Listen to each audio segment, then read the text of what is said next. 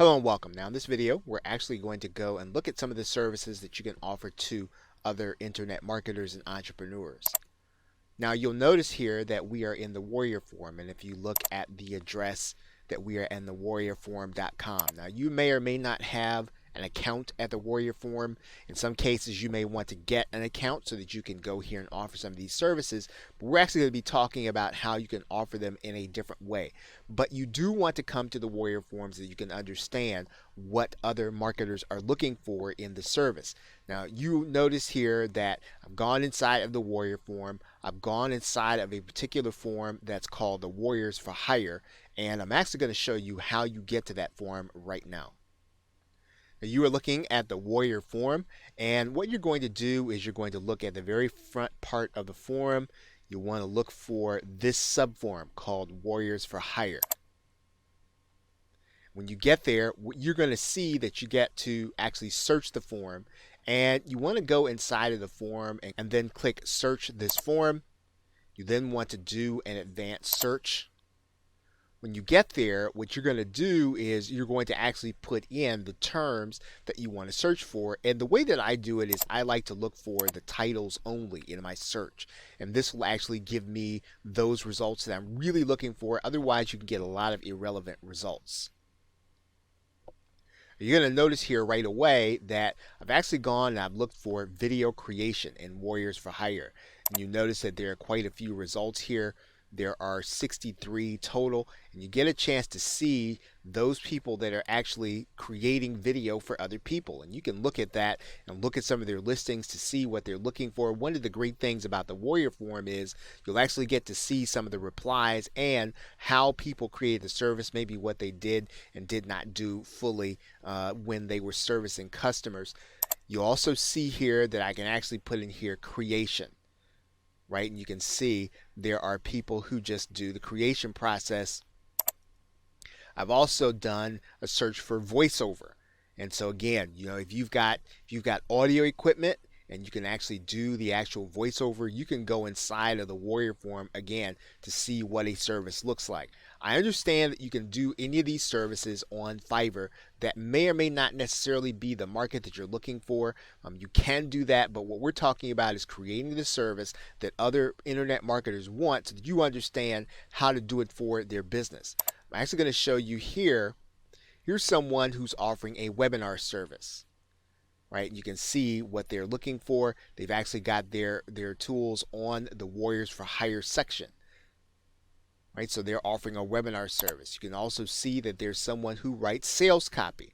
Quite a few people there. You look at their 70 listings, and these are people that rewrite or write sales copy. So if you are confident in the way that you write or rewrite sales copy, maybe you want to do it for people who already have PLR, you can actually do that and offer that service here inside of the Warrior Forum, or you can offer services that mirror these that are in the Warrior Forum. You'll see here that here's someone who understands how to put a membership site together.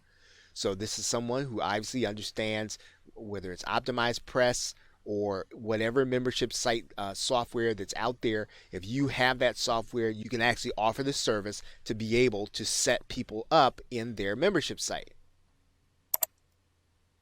You can see here that here's someone looking for somebody who understands ClickFunnels. So if you understand ClickFunnels and you understand how to get people set up and how to get people operating, that's a service that you can offer.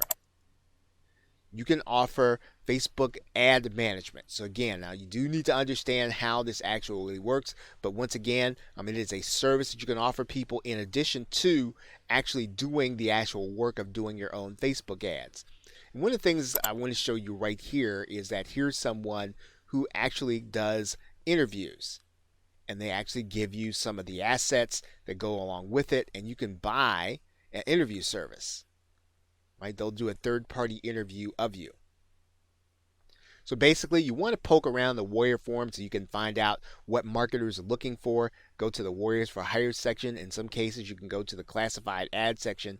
And what you're going to do is you're going to actually get a look at how to offer a real service that you can actually take some of the products that you already have and turn them into services for other people.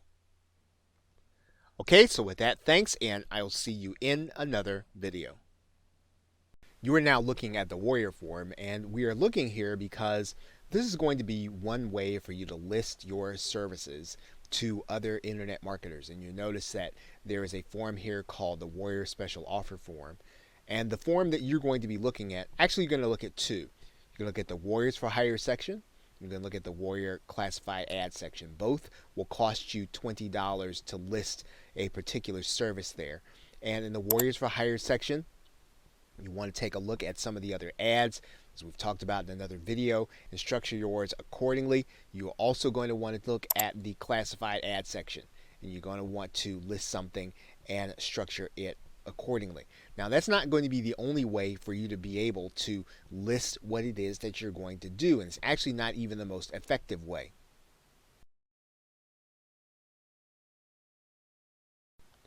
Now, Muncheye.com is a site where you are going to find out about future launches, and you're going to be able to find out about them before they happen. And these are going to be the people that may be open to something that you are going to do. And so you want to find out who's going to have something that you are going to have, a service that is going to be relevant for them to offer to their customers. And as you can see here, from the next 10 days, you probably got over 5,100 launches. So there are lots of opportunities here for you to be able to offer a service. You can do the same thing inside of another site called JV Notify Pro. The idea behind the site is the same thing. You are going to be finding out who's going to have a product that is going to fit what it is that you are actually going to do. Once you understand these sites, you can actually go and look at products that have already been launched, not only in JVZoo and Warrior Plus, but you can also take a look at products that have been launched in ClickBank. And there are going to be lots of different kinds of products being offered here, digital products. And again, if you have a service that's going to be relevant to the customers that are going to be buying this, this is where you're going to want to reach out to the vendor. So if we have a vendor, let's say that we pick one of these vendors and we look at them and we see that they've got a product here. And what's going to happen is they're going to have a joint venture page. We're going to go and check out that joint venture page. They're then going to have something where you can actually contact them. Typically, you're going to find that there at the bottom. You're going to want to reach out to them by the means that they have set up to be reached out to. And when you reach out, you're just going to write a little note there. Hey, I noticed you've got a service launching next month. Maybe you want to put the date in there. Talk about what it is you do. Make it brief. Make it clear about what it is you do. And then just make a pitch. Hey, I wonder if you have a way for your customers to actually get this done for them. If not, I'd like to talk to you for being able to set these up for your launch. You want to show them some of the previous work, or at least some of the people who have seen you do this work before. You have some testimonials, and then just ask them when a good time to talk might be. Right? Make it easy for them to contact you. Right? Give them Skype, Facebook, your mobile number, and email, and then reach out to them. And then maybe you want to wait a little while, and then just kind of see where that leaves you. You can do this as many times as you want to, as many products as you see that you feel comfortable that you'd be able to offer the kind of service that their customers might be interested in. Now, even though you're going to have these various ads in various places, you are going to want to have your own page. We are going to cover that in a future video in this course. Okay, so with that, thanks, and I will see you in another video. Hello and welcome to the hands-on session for part 2. And we talked about turning your webinar attendance into an actual product. Now, most of everything you're going to be able to do to get started, you're going to be able to do inside of Google Docs or the Microsoft Office suite if you have it. You'll need to start by creating an outline on maybe slides, or if you want to do it on Google Docs. And once you create your slides and your docs, then what you're going to do is you're going to start creating videos. And in order to do that, you're going to need to be able to record your screen. Now, there are a couple of programs that you can do that. Most internet marketers and entrepreneurs will use Camtasia.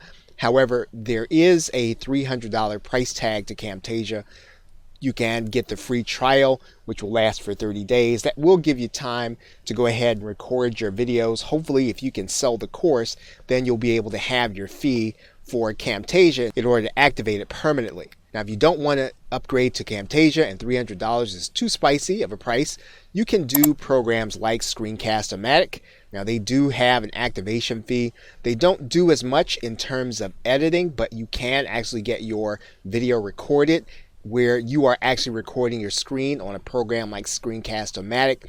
If you are a Mac user, you can use the program called ScreenFlow. And ScreenFlow also has a free trial available. Now, some people are using Open Broadcaster software, which is the software that is used in order to broadcast to Facebook Live. There is a recording feature there. In order to do that, then you'll need to start streaming and then hit record. Pretty much works the same way, and you are going to create a video at the end. Another way to create screen share video, you can actually do it on Google Hangouts. Google Hangouts is free. You can actually take the video that you get from Google Hangouts and then use it once you start the editing process. You're going to record your Google Hangouts, you're going to do your screen sharing, and then your video is going to appear inside of your YouTube channel. And you'll see it here, and then all you'll do when you get to the YouTube channel, you'll just click that download MP4 and you'll be able to download your video and you'll be able to start the editing process once you are complete. Now, YouTube itself has for free some limited video editing capabilities. If you don't want to pay for one or you don't necessarily have the capital to do that, you can check into this video editor to see if it does everything you'll need to do. Of course, you'll need to upload your video to YouTube and then start the editing process there. Now, Camtasia will also allow you to create MP3 audios to give your customer along with the videos. You can do the same thing inside of ScreenFlow. There are free programs that will help you to strip the audio from your YouTube video. It'll be the same thing. You do want to be careful with those programs and make sure that they do not give you any virus. Now, you are going to need to then host your files in order to deliver to your customer. You can use a site like Dropbox if you don't have one. You can also use Google Drive, which is available to you. There is also a more commercial solution in Amazon S3 where you will be able to store your services in the cloud, or you'll be able to store your files there, and then you'll need to create a file or a link from there into wherever you're delivering the actual product. Now, you are going to need an interface for Amazon S3. Most marketers use Cloudberry Lab Server. If you go to cloudberrylab.com, you can actually get a free interface that you'll be able to use for Amazon S3. You can get that there, and you'll see it there. It says Cloudberry Explorer Freeware, and you'll be able to use it. In most cases, you will not need the Pro version. You can pretty much get along with the Explorer Freeware, and that will allow you to interface with Amazon S3. It'll allow you to upload your files to Amazon S3. It'll also allow you to create a link that your customer can use. Now, here is what is important about Amazon S3. Amazon S3 is going to be pay as you go. So as much as you have use, people are going to be kind of creating your pricing. So this is not going to be a standard. You're not going to have flat fee pricing, nor is it free. You are going to be charged for your usage. But for the most part, Amazon S3 is very reasonable in terms of its usage and its pricing. So you might want to test Amazon S3, but if you're going to have a lot of traffic, probably want to get a handle on how much that's going to be before you commit. So in order to actually deliver the product, in order to edit the pages that you're going to have, in order to create a page where, or a thank you page, or a place where people can go get their files, you're going to need an HTML editor. And if you don't have one already, there are a lot of free ones online. And again, buyer beware with this. Make sure that you're getting one that is reliable and one that's not going to give you a virus. But you are going to be able then to edit your HTML pages so that you'll be able to put the links in there to give to your customers. Now, if you have Dreamweaver or you have Composer or you have some other alternative, then that's fine. You can use it. But if you don't have one, there are a lot of free ones out there that you'll be able to get. Just type in HTML editor and then you'll be able to edit the page. What some people do is on a monthly basis, they'll pay Adobe Creative Cloud. One thing you'll want to be aware of is that they're going to ask for a year's commitment up front. They're going to give you quite a bit of software, but it is pretty spicy in terms of the price. Some people will get a single application and they will actually get it here. If you want to use Dreamweaver or something like that, you can do that at $19 a month.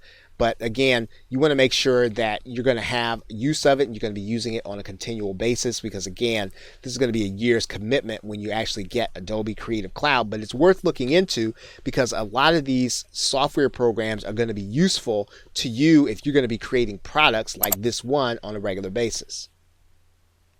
One in particular that you're probably going to use is going to be Photoshop. And Photoshop is going to give you the ability to create graphical images. Remember, graphical images are going to be very important to your being able to give your customer a visual sense of what it is that they're buying.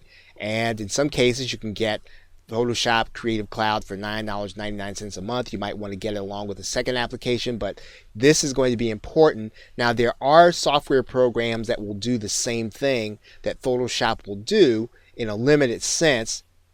There's one called eCover Authority. I mean, again, now you're not going to be paying on a monthly basis, which is going to be fantastic, and you're going to actually be able to get this at a reasonable price. It is something that will do a lot of what you're going to need to have done as an internet marketer.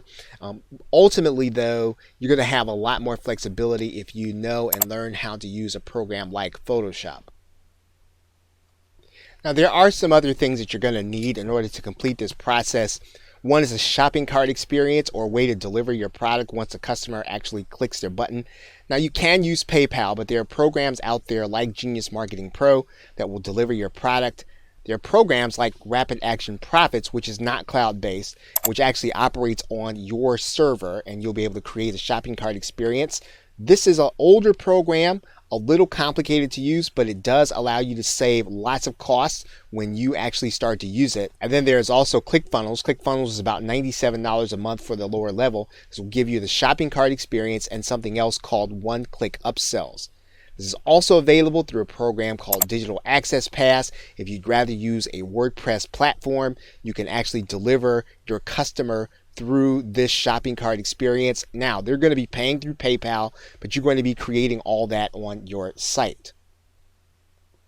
And you can create a shopping cart experience through affiliate networks like Warrior Plus. These sites are going to have you to pay a fee for every time someone buys, but again, this will give your customer something secure that they'll get their product, they'll be able to go back in a login and get it, and you'll be able to get affiliates to promote it if it's something that they like. You can also use a site like the Warrior Forum. The Warrior Forum also has its own affiliate program. It has its own shopping cart system that you can actually deliver your product to your customer as well as recruit affiliates. The same thing is true of ClickBank. ClickBank is a marketplace where you can list your product as well as recruit affiliates, as is JVZoo. JVZoo stands out as one of the leaders because customers are able to get their product immediately, and most of the commissions are paid immediately. So affiliates like to promote products on the JVZoo network. Now, you're also going to need a page builder system. Once again, Rapid Action Profits happens all on your server. It's a downloadable program. You will be able to use that. They have limited capability. It's my understanding that they are doing an update, but as of right now, that has not been done. But everything can be done on Rapid Action Profits if you know HTML. If you don't, this is going to be a little difficult to learn right off the bat and probably won't be considered to be something for someone who is brand new to internet marketing. ClickFunnels is the same thing. In addition to offering you a shopping cart experience, you will also have a drag and drop page builder. The same thing is going to be true with InstaBuilder.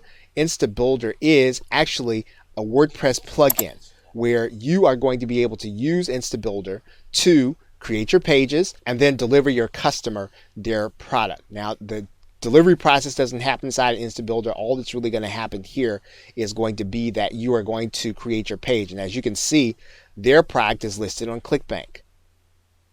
Now, there is also Optimized Press, which is a very intuitive program to use. Now, the thing about Optimized Press is it can be a little pricey in order to get started, but it is fairly easy to use, fairly easy to understand. The same thing is going to be true of Genius Marketing Pro. There's a monthly fee attached to Genius Marketing Pro. So again, if that's not something that you're interested in, there are all these other alternatives that we have mentioned. So that is pretty much what you're going to need in order to execute part 2. Now, in our next video, we're going to talk a little bit about what you're going to do to get into some of the particulars in executing this plan. Welcome back. Now in this video, we're going to go over just some basics in terms of writing the sales letter. And what you see here is that there is a Google search. And the Google search that was done was for David Fry, 12-step sales letter. And you can find any one of these entries. This sales letter formula was probably written back in the 2000s. And so you can actually look to any of these places to get David Fry's 12-step sales letter. So what you're going to see is that you are going to see that David Fry has a list of things that he is suggesting that you do. And these are going to be the 12 points that you're going to follow in just about any sales letter. So if you look at this outline, this is going to help you to be able to take your concept and then turn it into a sales letter. And so the other thing that you're going to be able to do is you're going to be able to go to a site like JVZoo, and you're going to be able to go and find out how you can then look to JVZoo and reverse engineer a sales letter. So let's do that right now. Now what I'm going to do when I get inside of JVZoo is that I am going to start looking for a product that is going to be as close to the one that I want to launch as possible, whether or not it's going to be the actual product itself, or whether or not it's going to be one that is going to be in the same category. For instance, if you are launching a webinar software, then you want to find another webinar software that's going to be similar to yours. And what you're going to do is just take a look at some of the top selling products. When you do that, you're going to go inside here, and for instance, let's go inside this one. And then we're going to take a look, and then we're going to look at the sales page. When we get to the sales page, we're going to actually see, I'm going to stop this from playing right now, and we're going to take a look at how we can actually look to replicate a sales letter that's like this, and then combine elements of copy from David Fry's 12-step sales letter. So one of the first things we're going to do is we are going to go and we're going to take a look to see how they actually created the sales letter. And this is always, you always want to do this. You always want to take a look to find out, what kind of software was used to create it. Sometimes you might even have the same software. So we're going to take a look. We're going to see here. And it looks as if this was not a WordPress theme. This is going to be some kind of software that was actually done, created from HTML, which is fine. But we can actually replicate this in another way. What we're really concerned with right now is we're going to be concerned with a copy. We see that there's a headline, we see that there's a video, and then we see that there are some strips and test blocks. But what we want to follow is what's happening in the actual copy and what is convincing to other people, and even sometimes some of the placement of the images. And we can actually do some of the same placement. You'll notice that a lot of this is going to be screenshots. Some of it is going to be images. Some of these are going to be images that were picked up from other places. And these are all things that you're going to be able to do. Right? Some of these were taken from some actual screenshots that were done with the actual product. So once again, these are the 3 things you're going to need to do. Number 1, you're going to make sure to pick up David Fry's 12-step bulletproof sales letter. Number 2, you're going to go inside of JVZoo and you're going to take a look to find out what some of the other sales letters are like, what their layout is. And number 3, you are going to take a look to find out what they were actually created in. Okay, and then that will give you a head start in terms of creating your own sales letter with your own sales builder software. Now, if you don't have sales builder software, often you can do this if you know some HTML, or you can actually have your sales letter outsourced. But the purpose of looking at this is to know what goes into the copy, first of all, and second of all, then what you are going to do in terms of the layout of your site. And once you've done that, then you will have a good sense for what will work well for your product. Okay, so with that, thanks, and I will see you in another video. Now, one of the things that we have talked about is mentioning the difference between proof and social proof. And so while we're on this sales letter, I do want to highlight what we're talking about so that you can do the same thing in your sales letters. And so you can see how this works psychologically on the person who is actually reading the sales letter, or even if they're not even processing it, you know what's happening. So let's go into this sales letter because none of this is really all that random. And Anthony Morrison actually does sales letters and actually runs traffic from television. And so you know that if he's going to get involved in something, it's got to have a sense that it's going to convert. And you want to have an idea that when you start sending traffic to a particular sales page, you put a lot of work into your product. You want to know that if the only thing holding the person back would be your sales letter, you want to make sure your sales letter is done to the best of your ability. So let's talk about these two concepts of proof and social proof in this particular video. Now, you're going to notice here that both Anthony and Luke, they're going to mention that they are 6 to 7 figure income earners. Right now, that's not necessarily verifiable in a sense, but you probably have a sense that maybe they're probably telling the truth. We could probably say that that could be considered to be proof, but what they're trying to do is to establish credibility. But again, this is an element of proof, and that element of proof needs to be in your sales letter.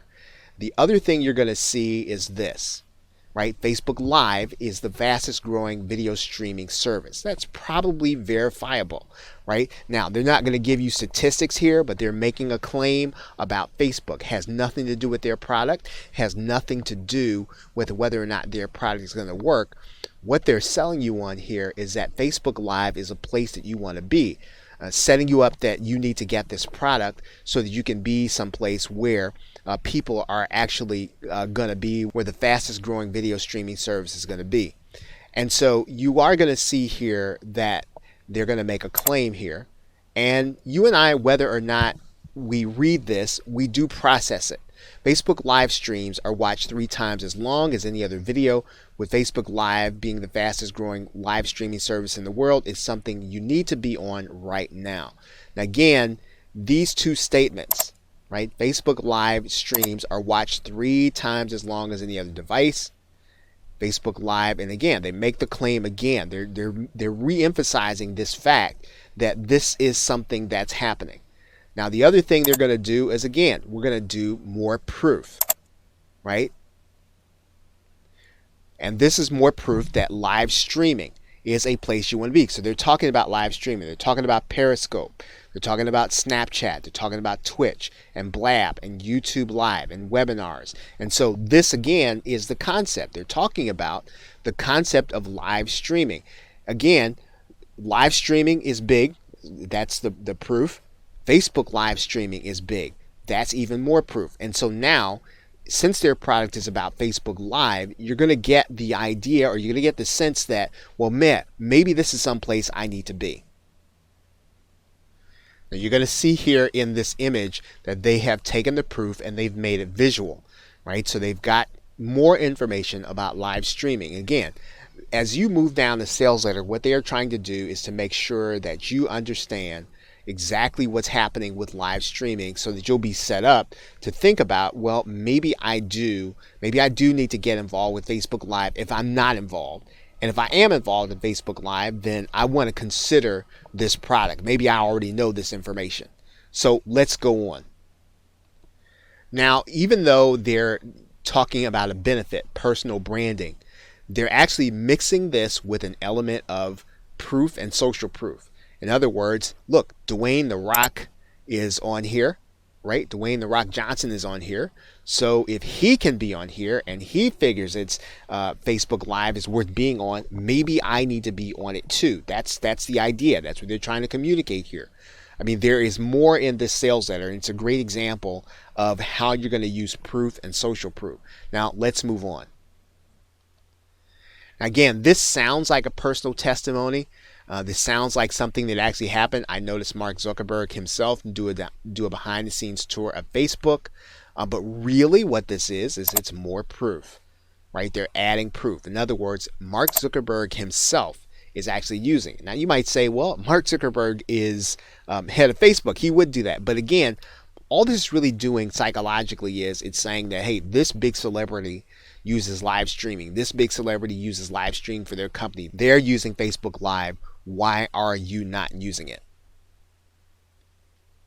Once again, you see more proof here in the form of benefits. So this is really powerful because instead of giving you bullets, benefit bullets, they're actually giving you benefit bullets laden with social proof. So when you do your sales letter, you can consider that you can actually give benefit bullets, but you can add in the fact that other people are using this same thing. And he didn't necessarily go and get the people that are using his product. Understand that. So this is not a testimonial. This is, hey, other people are using this medium. Take a look at this. And then they're adding that to your standard benefit bullet and then giving it graphics on top of it, right? So, and the graphics are not hard to create. The graphics are really just screenshots, right? So again, this element of proof is over and over in this product. And as you move through the sales letter, you're being psychologically conditioned that this is really something that you want to consider. Okay, more social proof or more proof, right? Statistics have shown that Facebook that people view Facebook live streams 300% longer than any other form of video. It's the best part of Facebook Live. Facebook never deletes your video, right? So again, they're telling you about Facebook Live. They're giving you like a feature and a benefit, but they're actually saying, again, this is more proof that this is some place that you need to be. So once again, you're really being bombarded with proof and social proof all over again. Now again, here's another claim. I don't know if this is verifiable. You could probably go back to his Facebook page to figure out, hey, I actually used my own product and this is what I did. Now, this is someone who is using Facebook Live. They're the vendor of the product, and they're talking about their experience with Facebook Live. So once again, if you're not sold on Facebook Live, you're going to be by the end of this sales letter. And then you'll start talking about, then there's Anthony Morrison coming in and talking about training. So you'll recognize here that this is the problem being introduced to you, and then they're going to start talking about some of the evidence that occurred, right, when they actually used their own product. So there aren't a lot of testimonials at this point, but they're telling you, well, hey, this is what happened when we used our own product. Once again, very powerful, especially because they've already gotten results with what their product actually does. Again, if you start thinking about this, this is really one of the best ways graphically, or even if you were to just write it out, this is going to have an effect on the people who are reading your sales letter. Now, we see screenshots and and lots of people say that you can fake screenshots. Maybe they fake screenshots. Maybe they didn't. Who knows? But there's just more. It's more psychological proof. It's graphical, and it's not the only element that this relies on. If this was at the very top, if you just said, well, how to make $304 or $400 on average every day, and the whole page was relying upon that, then you might think that's subject to question. But this is just a small part of the proof. If they didn't have that, they'd still have social proof. But once again, this is really just adding to the proof of the entire page. And all that happens before they introduce the product to you in the sales letter, right? So once again, if you understand proof and how you can implement it in your sales letter, this is really, again, how the brain works. They're establishing credibility. They're establishing the fact that this is a place you want to be, and then introducing the product to you.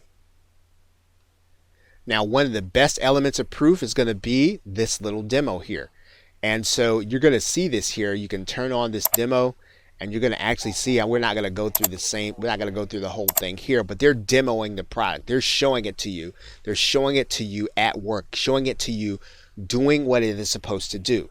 Again, this is something that anyone can do. Anyone can show their product at work. And again, it's working on the person who is on the sales letter and reading it.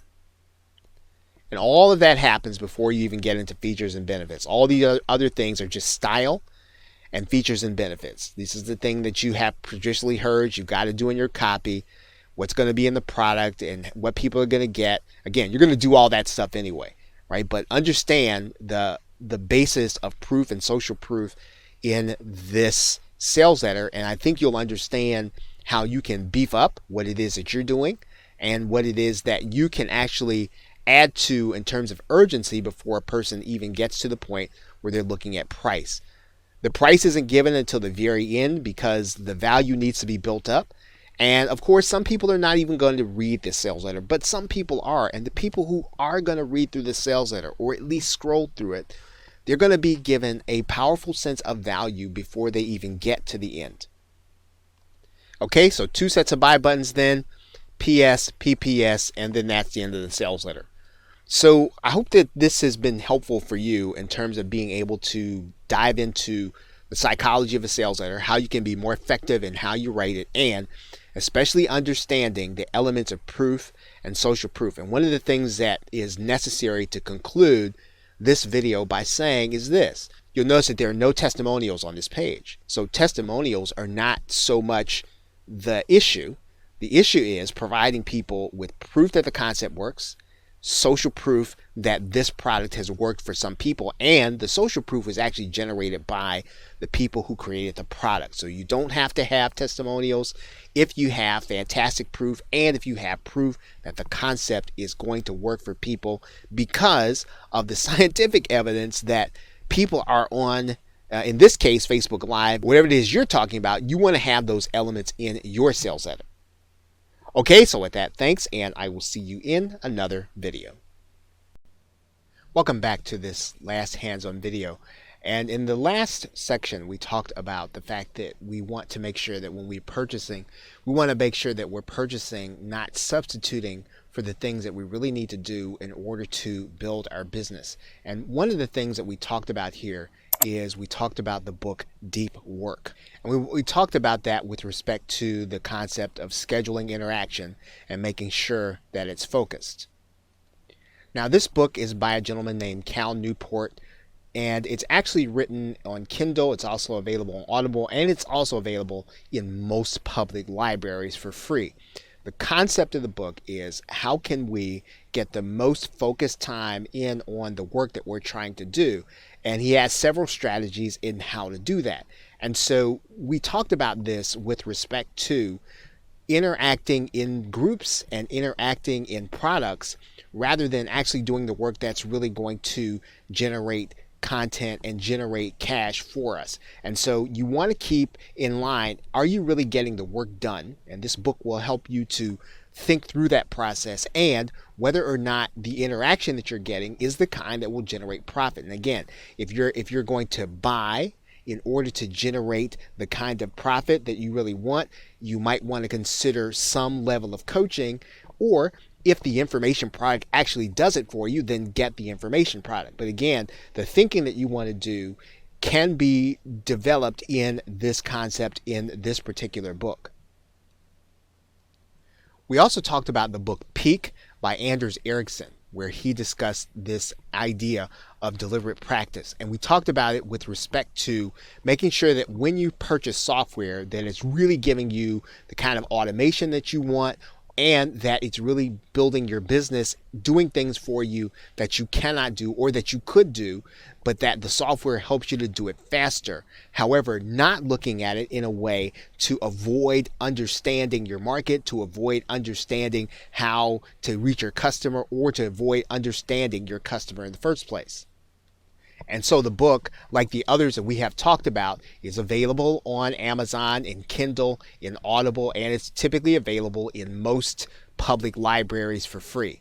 And the book is really the cornerstone of the philosophy that Malcolm Gladwell talked about in the book Outliers. The theory that he talked about in that book was based on the work of this gentleman. And I guess this is the first time that he's actually put his real thoughts in print and real thoughts in action. And so what you'll see here is that what's most important is for us to practice deliberately, to get feedback on what we're doing and then make adjustments. And that process helps us to improve in every little thing that we're trying to do. And it's especially going to help us as we are solo business owners or even managers of other people. So this book will help to shape how you make your purchases so that when you make your software purchases, you're not making them to do something that you can only do by getting better at what you do, but to get it so that it helps us to be more focused as well as to be leveraged in our business.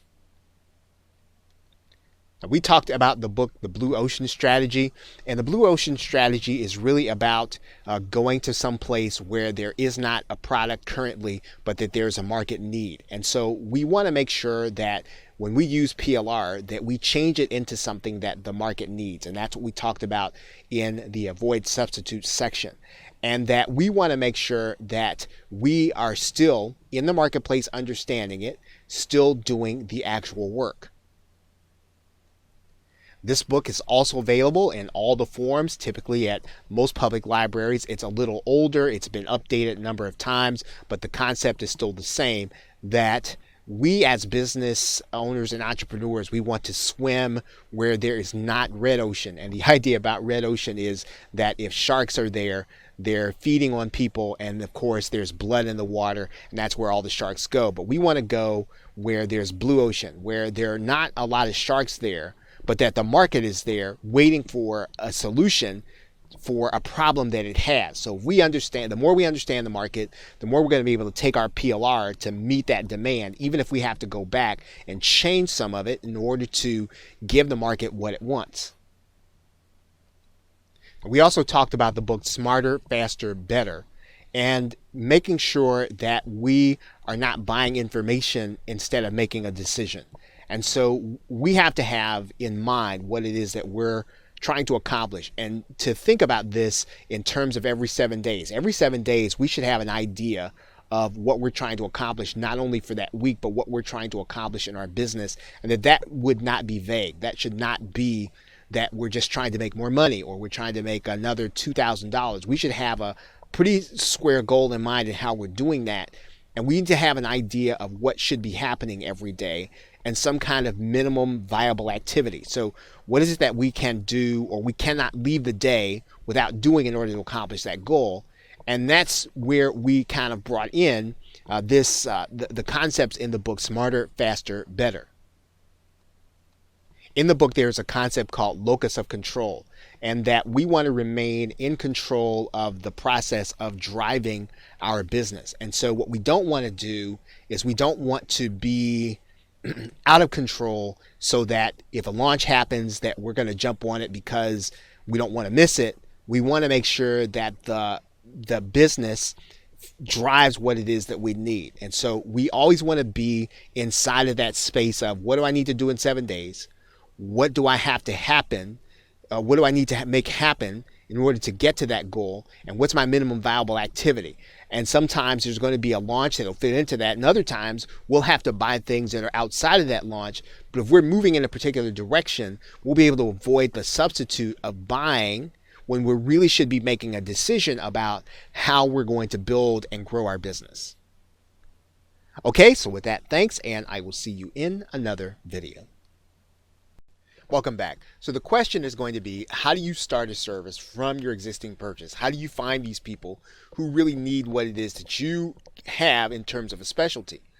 And what you're going to be doing is you're going to be looking for those people ahead of time, obviously, who have product launches related to what you want to offer. You want to make sure if you're going to offer a special in terms of a particular membership site and it's related to a particular product launch, you want to be the person to offer that service. And so you need to have an eye on sites like MunchEye, on sites like JV Notify Pro, what's actually happening. You want to do it ahead of time if possible, and then you want to be able to go to that vendor and you want to go first in providing value to them.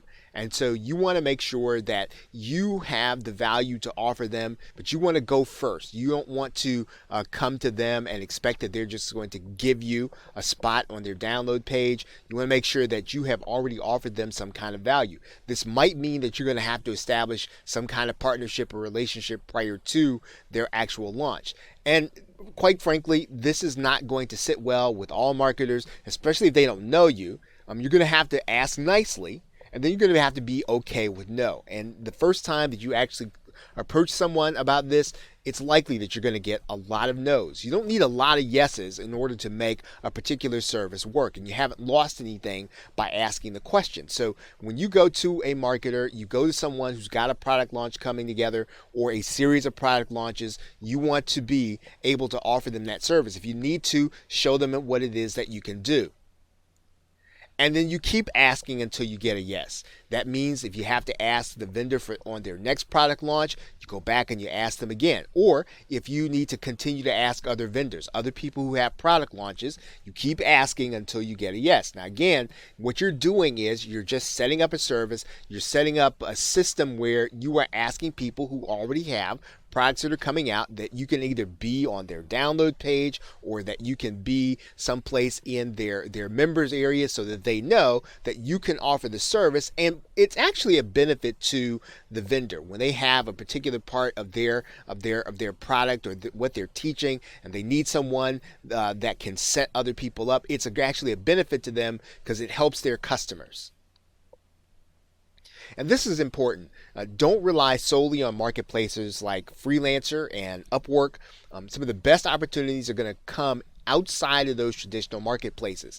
You might find success in the Warrior Forum, but you're going to be able to find success by developing personal relationships with other marketers and other vendors who are actually looking to get products in the marketplace, but may or may not want to develop a particular service. And that's the way this is going to work. Develop personal relationships. And again, you want to do this in the way that you want to treat people the other way that you want to be treated. So if someone says no, that's not what I'm looking to do, or they say no, please don't ask me anymore, then don't ask. But develop the kind of relationship with other marketers where they feel or they sense that you are the kind of person that they would want their customers to be around. And be willing to do this for the insider edge. So in some cases, you might not necessarily get the best spot on a download page, but in a lot of cases, what's going to happen is someone's going to offer you the ability to offer the service, and you're going to see the inside of someone else's operation. And sometimes this is more valuable than actually getting a customer. You're going to actually see the inside of a product launch from very experienced marketers, and this will be a help to you in other areas of your internet marketing business. So what are you going to need in order to turn their purchases into services? You're going to have a skill in the trade in some way, shape, or form. And that means that you're going to have to be able to do something that people value. Maybe you can put together graphics. Maybe you can do WordPress. Maybe you can actually do webinars. You need to have some kind of skill. And one of the best places to go is the Warrior Forum to start thinking about, well, what kind of services do people want? What kind of services are people looking to buy? You can actually go and determine that before you start figuring out where you're going to offer a skill. But if you already have something that you do well, and maybe you just haven't been able to figure out how to put it into a product, this is a great way of being able to monetize that skill. Of course, you need to have the equipment to offer the skill. So if you're going to do voiceovers, make sure that you've got the best miking system. Make sure if you're going to do course creation, make sure that you've got Camtasia or ScreenFlow and the ability to edit videos. You need to have the equipment to offer the skill. You also need to have fair and reasonable pricing. Now, you don't need to be a partner to a vendor and then you want to offer outrageous pricing, even if you're going to give them a commission. You want to do this in a way that's fair and reasonable to their customers so that they feel good about introducing you to their customers, so that the customer feels good about buying from you. Again, your pricing should be fair and reasonable. You want to have leverage from personal relationships. So when you actually go into this, again, this just goes back to talking to people about what it is that you do so that they know that they can offer your service to them. And again, this is going to come back to how you're getting along with other marketers and other vendors. And of course, you need to get something to offer to get more leverage. So if you're gonna offer the marketer is going to get a spot on your you're going to get a spot on the marketer's download page. What's going to happen is you want to give that marketer something in return. You want to be able to offer that marketer something. Maybe you're going to do a future promotion for them if you have a list. Maybe you're going to give them some kind of free part of your service. You're going to do some of that service for them. Offer something to them to get more leverage. They'll be more willing to actually give you the spot and introduce you to their customers. And here's something that is kind of key that's related to everything that has been said. Start looking at the things that you purchase as a partner list. So when you start looking at some of the things that you've bought, you want to start looking at these people as potential partners. If you thought well enough that the product is something that you want, well, more than likely there are going to be other people who have bought it also. And then if you can actually do something with that product and you can actually help people, this is going to be someone that you want to partner with. And lastly, you're going to need to know when and how to say no when you are offering a service. Now, you are going to be a freelance service. You're not necessarily going to be a service that's going to be at will. You want to give people the opportunity to contract with you. You want to give people the opportunity to pitch their product to you, but you don't want to say yes to everything.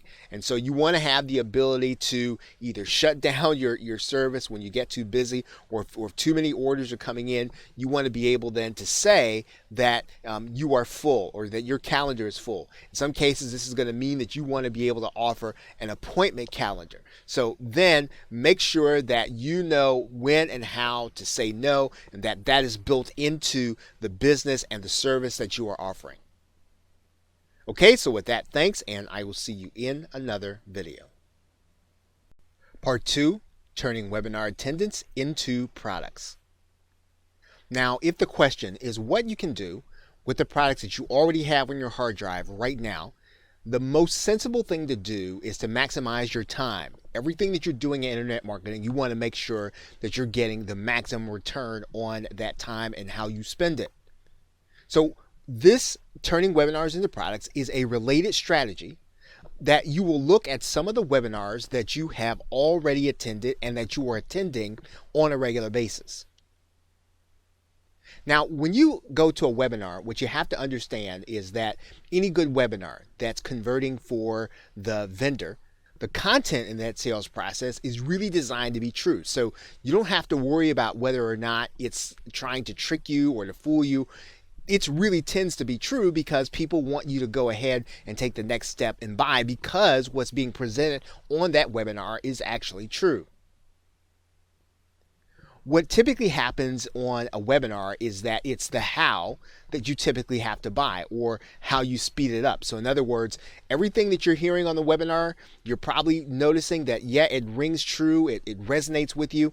And then you tend to have to, if you want to go further and you want to know actually how to do it, or you want to get tools to do it, you would have to go ahead and make the purchase of what's being offered.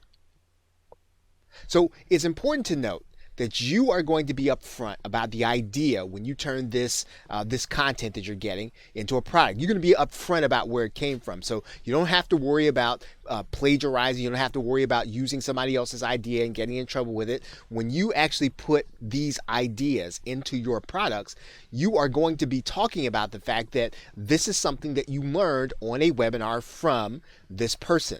Now, you are also, though, going to make sure that you are adding a unique twist and your own results. The other thing you're going to be able to do is you're going to be able to take some of this content and you're going to be able to add it into some of the private label rights products that you're purchasing in order to make them unique. So you're really creating a unique product by, number one, getting your own results, number two, adding your own unique twist to what you're actually doing and learning on the webinar. So now the question then is, how do you get started turning webinar attendance into your own unique products?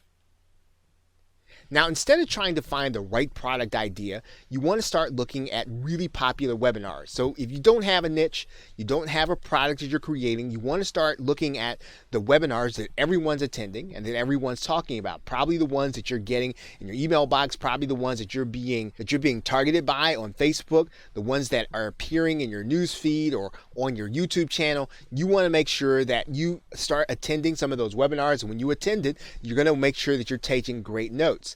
Now, you want to look especially over the webinars you personally attended over the last month. That's a good indication that they interested you. Something about them caught your attention. Something about them made you want to attend them. Look at those webinars, and if you can, get the recording to really take a serious look at what was taught on that webinar. Start asking yourself, which ones were the best webinars? Which ones attracted you? Which ideas or which problems really brought you to the point where you felt like you had to attend that webinar? Which one of those webinars solved a real problem? Which one of those webinars had a problem that other marketers had that you talked to? See, this is important because this is going to be the kind of product with appeal for other people. When you start launching products that are like this, these are going to be ones that, at the very least, people are going to be interested in the subject matter. Of course, you're going to have to make sure that your sales copy converts. You're going to make sure you have to deliver on what you promise. But if people are already interested in the concept, they're already interested in solving the problem, you've got a good insight on what people are going to be willing to buy. Now, how did the entrepreneur or marketer solve the problem? What is it that they did in order to help the people who are on that webinar actually get to the point where they can overcome whatever is being discussed on that webinar? What did they do? Did they offer a piece of software? Was it something that they automated? Was it some kind of instruction that they were giving that helped the entrepreneur solve the problem? And so what you want to start thinking about is, what are the alternatives to solving the problem? So if they offered software, is there an alternative to being able to do that? Is there a way to manually do it, but to do it faster than the way that they explained it on the webinar? With the instruction that they gave or that they introduced, is there an alternative to being able to do it that way? This is important because, again, this is going to be how you're going to twist that concept that you learned on a webinar in order to offer your own unique solution to a problem that's already been proven to be one that people are interested in solving. Now, what are the downsides to solving the problem their way? In other words, they're going to have a certain way that they're going to be able to do it, but what is the downside? What could possibly go wrong if they solve the problem their way? Because that's going to be an opening for you to solve the problem your way. And of course, lastly, when you start thinking about how you're going to bring something unique to the marketplace, who else knows how to solve the problem? Because if you can bring experts to solve that problem in another way, if you can bring a group of them and you can bring them together to focus on that problem, it may not necessarily be the whole of your solution, but it is a way or a start for you, again, to be able to offer something unique that the marketplace does not have about something that they are interested in. Okay, so with that, thanks, and I will see you in another video. Welcome back. Now, when we talk about turning your webinar attendance into products, we want to come to the point where we understand what we can bring to the market that actually solves the problem that we have been discussing, that the webinar is actually highlighting. Now, Dr. Lisa Lang has a theory, and it's called Mafia Offers.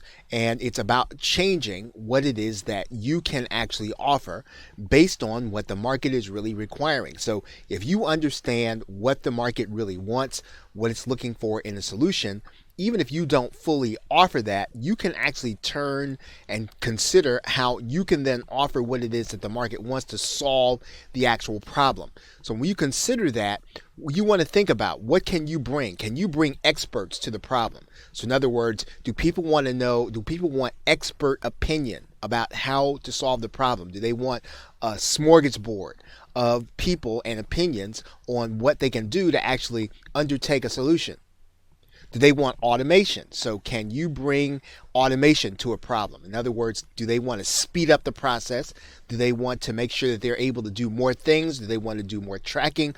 What can you bring in terms of automation? This is typically going to be the creation of software, the creation of macros, or something that actually speeds up the process and allows the customer not to have to do something that they had to previously do.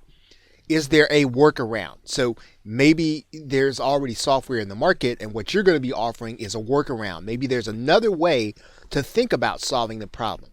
So think about how you can come and approach the actual solution.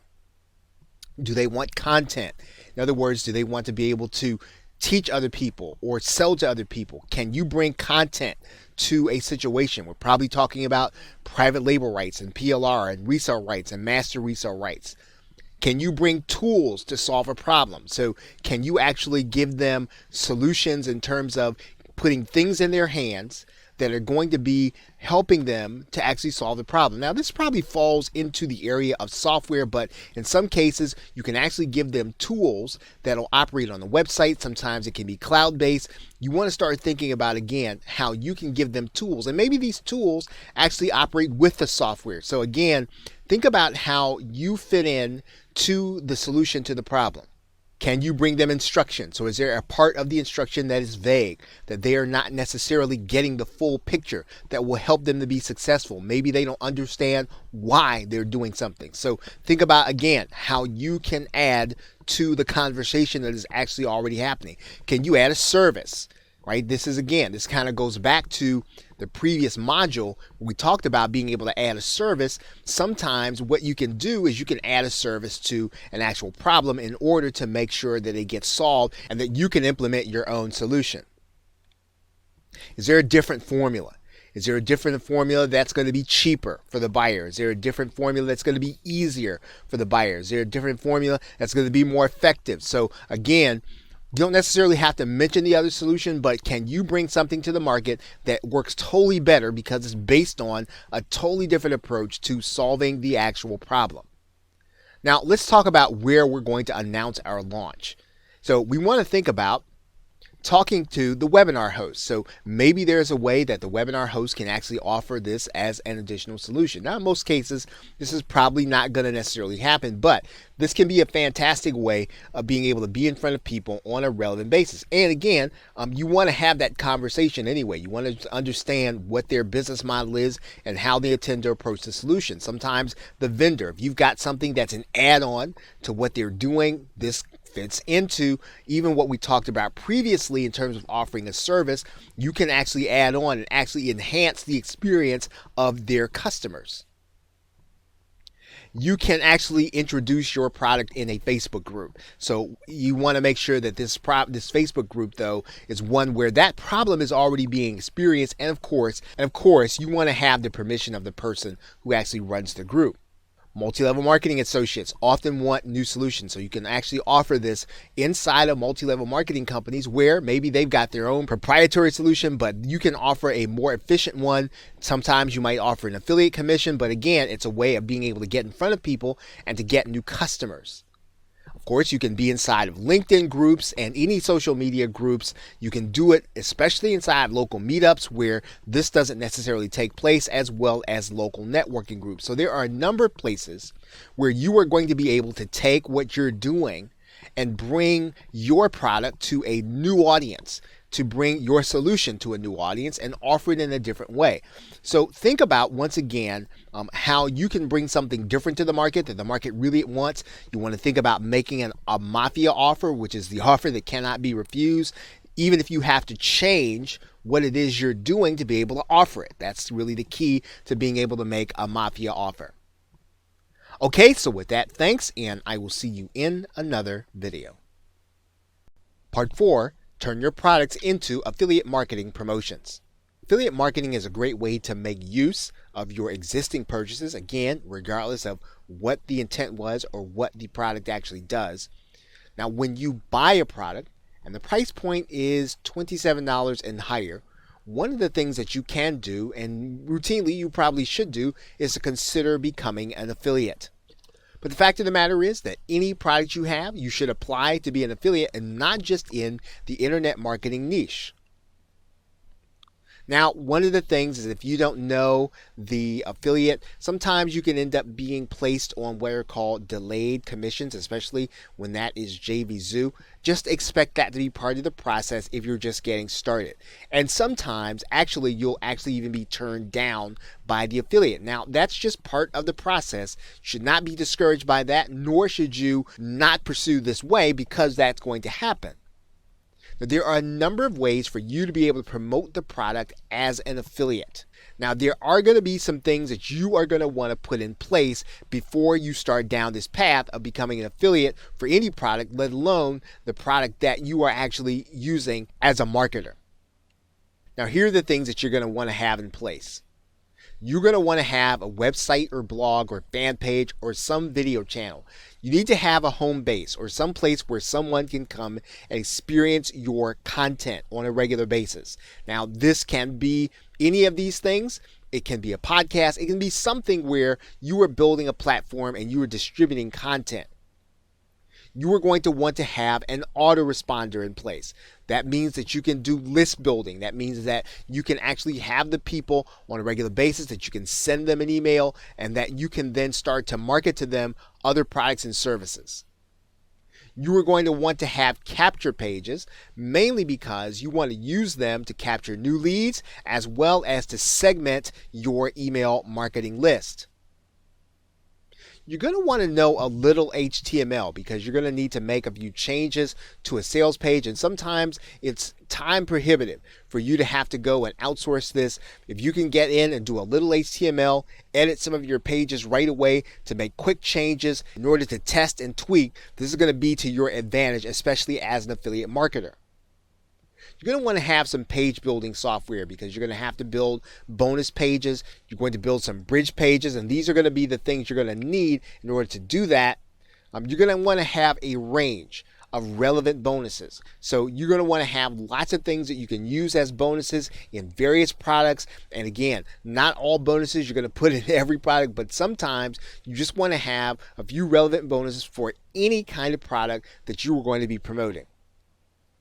You want to be able to rebrand graphics, and sometimes that's going to mean a piece of software. Sometimes that's going to mean that you understand Photoshop, but you need to be able to rebrand graphics. You want to be able to create a video when you need to. So that's typically going to mean you're going to want to have Camtasia or ScreenFlow or some kind of screen capture software where you are going to be able to create a bonus video showing people what they're going to get as an affiliate, or even to do a product demo. Now, here's what you are going to want to do in order to turn your purchases into affiliate marketing opportunities. You're going to want to create some optimized content on your blog or your channel or whatever you're using to create content. Now, this is pretty much going to mean that you want to draw and attract people to their problem by specifying some topics that you're going to talk on that your product is actually going to solve. So that means you want to make sure that your title is optimized in whatever your content is. Your description needs to have keywords. It needs to be attractive to the people that you're going to want. You want to use tags when they are available. Then you are going to want to do a product review with your results. Again, this comes back down to your being able to create your own results, because those results are actually going to make your selling of it as an affiliate lots more attractive than if you just promoted it without knowing what's in the product. Make sure to set up a bonus page with a graphical representation of what you're going to be providing. So this means that if you have product boxes and software boxes or the images of them, you can place those on the bonus page. That's going to be more attractive to your potential customer than if you just told them what they are going to be getting. You want to direct the traffic to your bonus page. Make sure that you're using copywriting. When you do that, make sure that your page sells them on your bonus. It sells them on clicking through to see the next page. So you have got to make sure that they are interested enough in your bonus and getting it in order to click through to the next page where they are going to want to see the offer. Make sure that that offer is going to convert, but you want to do a great job of pre-selling based on what the sales page is going to be telling them. Now, if you're going to be sending traffic from paid advertising, use an exit pop so that you can collect the leads that you're going to be getting. When you do that, make sure you're promising them a new bonus. Make sure that you're opting them in when you get that cold traffic. And then make sure that you promote the product in an email explaining the benefits. So again, traffic is coming from paid advertising. You want to make sure that minimum, if they don't want the product, that you at least capture them as leads so that you can maximize your ROI. Okay, so with that, thanks, and I will see you in another video. Part 5, Webinar and Workshop Hijacking. Now, why do a workshop? Now, in some cases, a launch will have already happened and the market's moving on, or maybe it's bored with the particular concept that you are going to be concerned with. So what you are going to need to do in order to make it sellable is to find a different set of online customers. In some cases, you're going to need to find a different set of offline customers interested in the niche. And these customers can typically be persuaded in a different way. They can be persuaded by your proof. So they don't necessarily need to see a new launch, and they don't necessarily see a big price decrease or a price cut. They're really going to be persuaded by seeing evidence that what you have is going to be right for them at that particular time. And when you have that proof, these customers can be persuaded by the same copy that you're using. Now, you are going to have online customers in different niches, and sometimes there are different pockets of online marketers that may not have heard a particular product in a marketplace, like for instance, JVZoo. They're going to be people who have operated in the ClickBank environment, but who haven't heard of anything in JVZoo, or maybe they were operating in the Warrior Plus environment. Maybe they were operating in the Zaxa environment, and all these are affiliate networks. Maybe they were operating in the Deal Guardian network, and again, they may not have heard of a particular product in a particular area, and so this will be relevant to them. So what you want to do then is to make something called webinar workshop hijacking work for you in this particular case.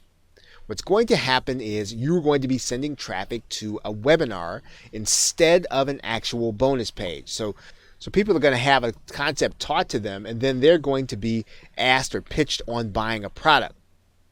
Now, obviously, you're going to be using an automated webinar in order to do this. You're basically going to be using the webinar as your testing ground, and you're going to pitch the product to a number of different audiences according to their particular problem. So in other words, you're going to send people with a specific kind of problem to a specific kind of webinar, and you are going to then pitch your product to them based on their particular problem. And of course, all this is going to be easy to do inside of any webinar system where you have control in order to send an automated webinar. Now, in order to do this, you're still going to need a bonus.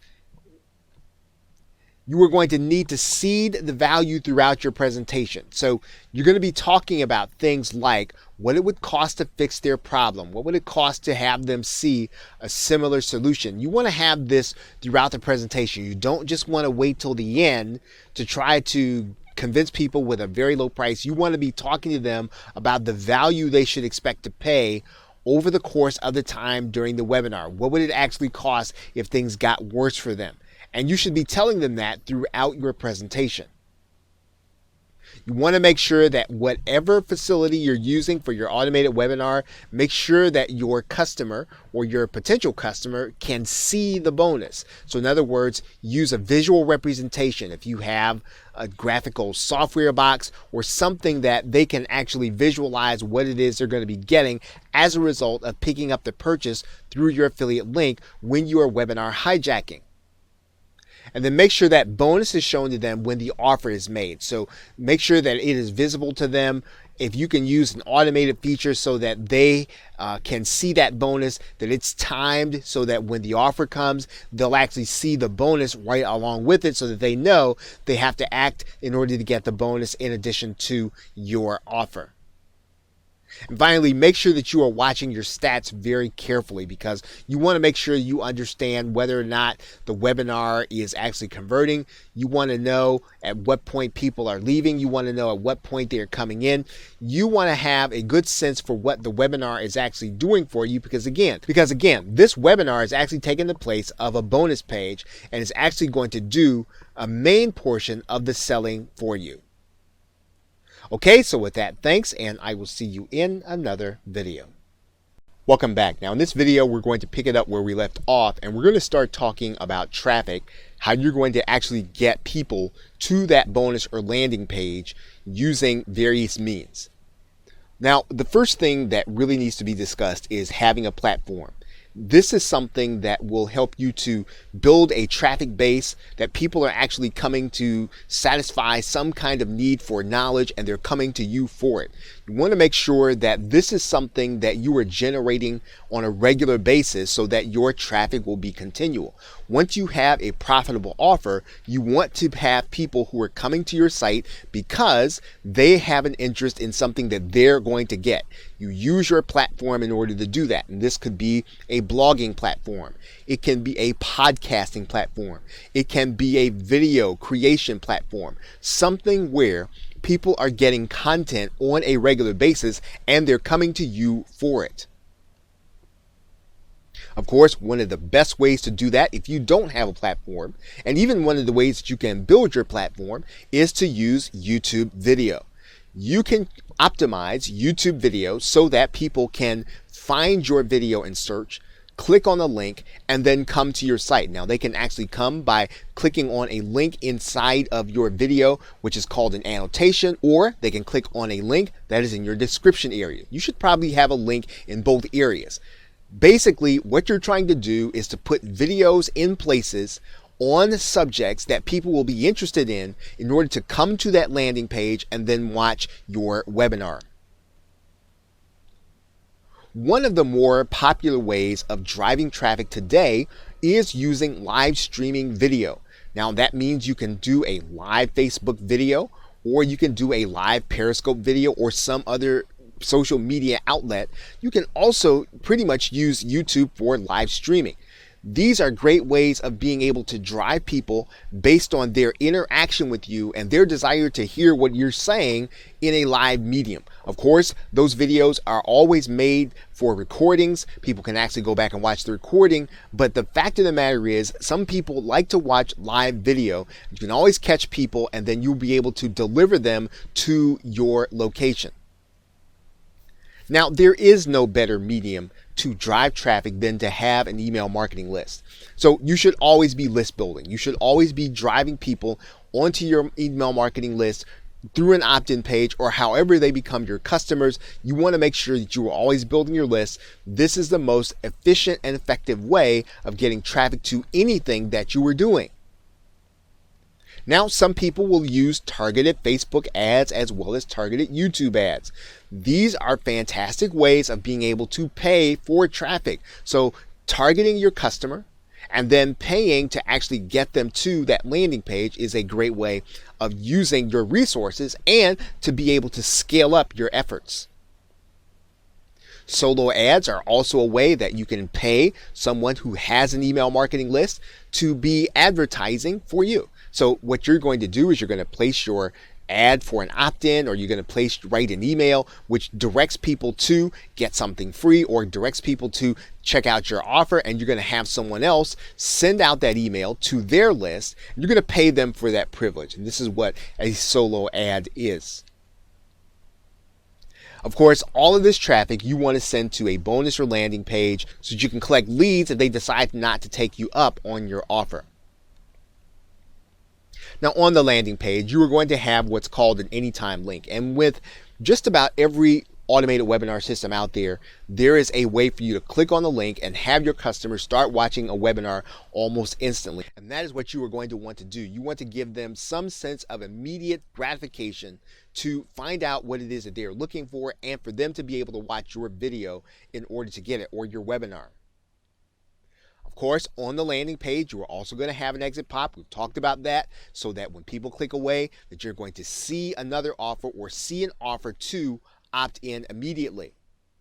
You will also have your retargeting pixel on your landing page so that you can collect data on what your customer is doing. And basically what you're doing is you're going to make sure that people who leave that landing page, they are going to see an ad to opt in. So when they exit, the exit pop's going to show up. They're going to get an ad to opt in. We are also going to show them an ad on Facebook. so that if they did not take action, that they get a chance to take action another time. We're also going to show them ads on YouTube. So again, what we're doing in this case is we're giving them every opportunity to interact with them, and we want to make sure basically that we are tracking in every situation. We are tracking in terms of Google Analytics. We are tracking with Facebook. We are tracking them in terms of our landing page onto YouTube. We want to make sure that every interaction that we have with our prospect or a customer, that we're tracking them, that we're giving them an opportunity to do business with us. Okay, so with that, thanks, and I will see you in another video. Part 5, PLR and resale rights hijacking. But let's think realistically. Selling your PLR inside of the internet marketing community without rights is going to be difficult at best. Now, you will need to have a new market or change the PLR in order to leverage it. So how do you turn the rights product into something that someone will buy? Now, here's what was sold to you if you bought a PLR product. Typically, what you bought was the opportunity to make money online, or you bought the opportunity to learn something new. Now, if you bought the opportunity to learn something new, you're satisfied with the PLR. More than likely, you had a good sense for something that you didn't know before, and now you have your arms around it, which is great. So let's talk about what is PLR, resale rights or whatever it is that you purchase when you get a PLR package. PLR is, for the most part, teaching leverage. So if you don't know how to teach a subject, you've got to do a workshop, you've got to do a webinar, you want to get a bird's eye view of a subject, you can get PLR, and you can do that fairly quickly. You get high quality PLR. It's product leverage. So if you don't have the ability to create your own product, or you just need a jump start, you need some assets in order to start creating a product, PLR can be a great way of being able to use some of the assets inside to either redo them or to use them as some of your components. PLR is bonus leverage. So if you don't have great bonuses to offer, typically you'll get the rights to offer what you purchased as a bonus to a paid promotion that you were doing. It's a tool leverage. So sometimes you'll get a new tool and you will be able to use that PLR as a tool. Sometimes you get software PLR. You can actually use it in your business, or you can actually give it to someone as a bonus, as is the case with all these things. Is membership leverage. So you have a membership site, you want to give those who are coming to your membership something new and something fantastic. You can add PLR to your membership in order to give them even more value than they're getting by paying their membership fee. PLR is also content leverage. So if you don't have the ability to create content on a regular basis, what you can do is you can actually use the PLR to create great content. It is demo or example leverage. So if you don't have a lot of skill in terms of doing a demo on either software or on something when it comes to maybe a particular social media site or whatever the subject of the PLR is, you can use the PLR videos as demo or example leverage on your site. This is a great way of being able to prove yourself to be an expert. Now, in short, what PLR is raw material. It aids you in how you create online income. So the question is always going to be, when you're using PLR, and if you're going to take the PLR that you have and turn it into profit, you have to figure out first who you're selling to. Who is your market? And then you want to find out what the bridge to their problem is. So in other words, you have PLR, but you want to figure out, how does that PLR approach their problem and what they're seeking to solve or what they're seeking to accomplish. And so you're going to need to adapt your content. So how can you adapt your content to help you to generate leads every day with this market? How can you use your content to help you to make sales every day with this content? And then how can you do this as quickly as the content is released? In other words, how can you turn something on PLR into something that your market is going to want? Now, let's talk a little bit about your market. Now, your market is going to be composed of a couple of different segments. There are people in your market right now who are looking for a solution right now. They're looking for an answer right now. You can meet their need with your PLR if you adapt it to that situation. There are people who are aware there are solutions available, but they're not sure if they want one right now. There are people in your market who are aware they have a problem, right? And so you can adapt your PLR to them. There are people who are unconscious to their problem or solution. So again, this is another area that you can adapt the PLR to. So the question is, how can you reposition what you have to sell to one or all of these categories in your market? You have something fantastic to offer. You may have to add something to it, but you need to be able to meet these 4 sectors wherever they are so that you get the maximum profit from every piece of PLR that you purchase. So what you've got to figure out is what the shortest route is between their problem and your PLR. Whatever that gap is, you can actually adapt the PLR by adding something to it to give it the value that makes someone who's looking for a solution now want it. Someone who is aware there are solutions available, that they want it too. Someone who is aware they have a problem, to make them want it. So you want to think about it in these 4 sectors, and then you want to figure out the shortest route between their actual problem and what your PLR is. So now in the next video, we want to talk about how you're going to attract these 4 sectors into your list. Okay, so with that, thanks, and I will see you in another video. Welcome back. Now in this video, we're going to be discussing attracting people to your list and to your products. Now, the single biggest key is to start with the market, not with the PLR. So, for example, if you buy Facebook PLR, you don't necessarily want to go out to market that Facebook PLR. You want to start with, well, where is the market? What is it that the market is requiring? What is it that they desiring? What is it that they have questions about? Because that is the way that you're going to be able to take whatever you have on your hard drive, whatever you have in your inventory, and then you're going to be able to adapt that to the market and have a sellable product, even if you have to change the PLR. And so the question is going to be, what do you need to respond to the market, and how will you respond?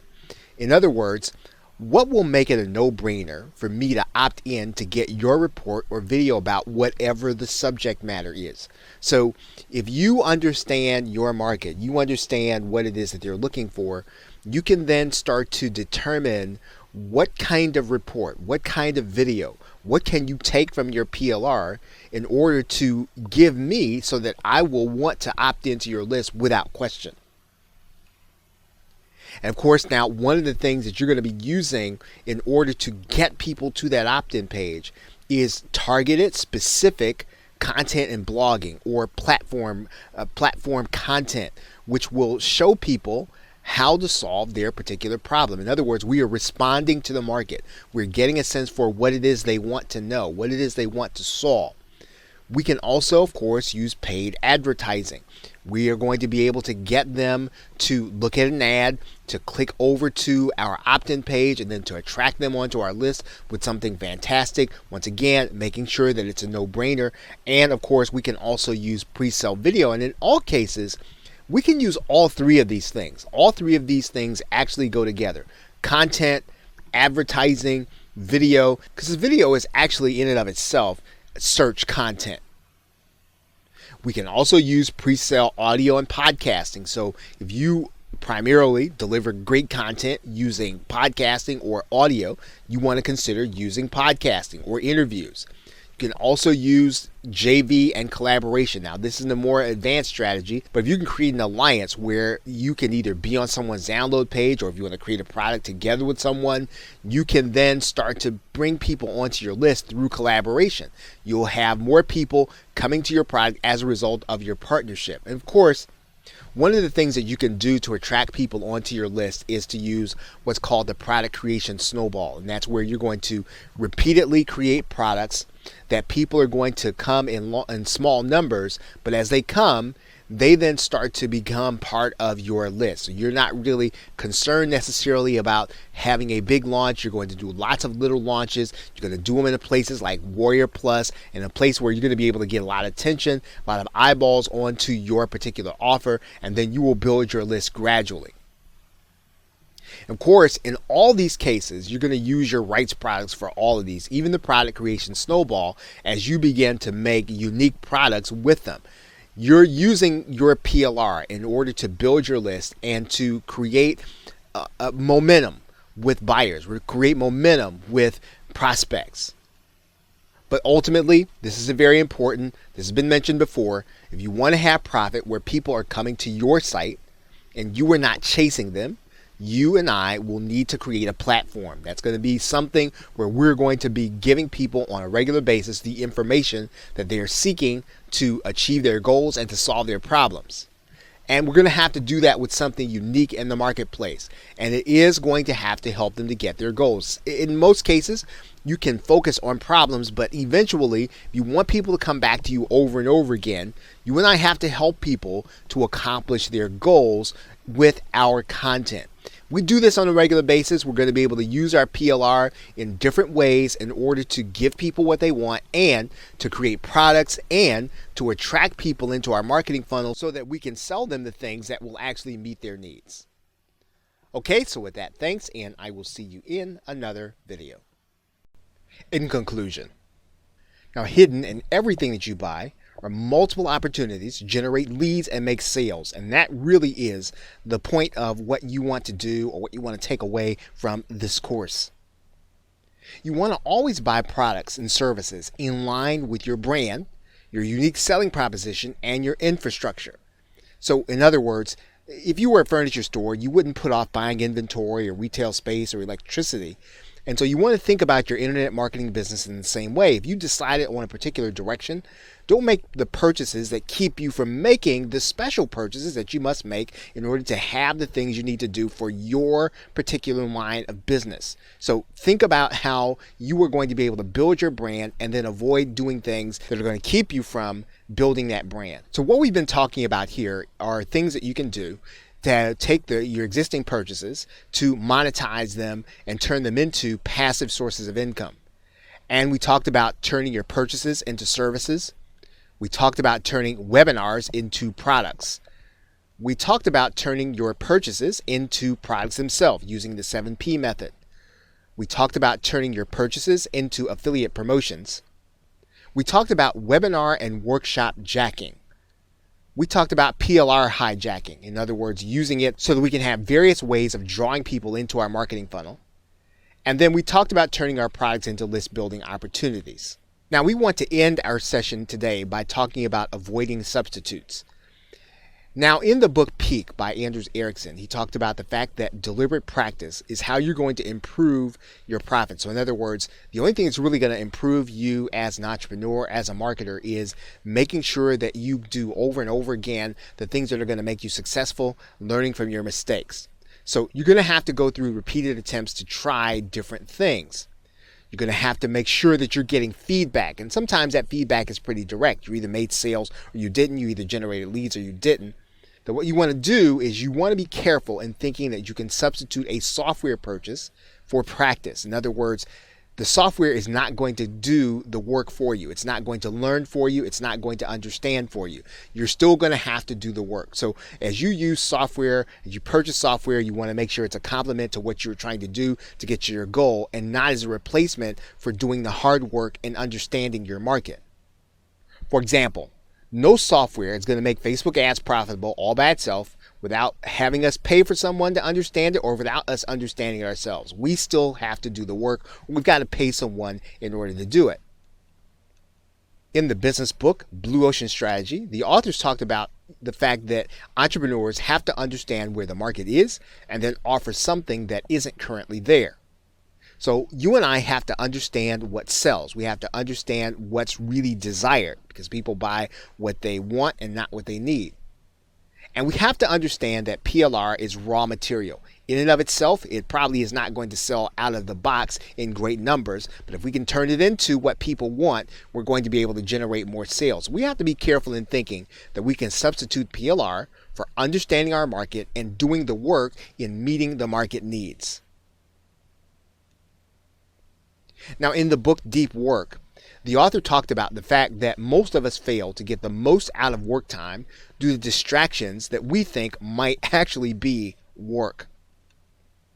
So we have to schedule our interactions. We have to make sure that interaction is focused on a particular subject or a goal. And in most cases, we're going to need to get someone who can give us guidance, some kind of coach or direction.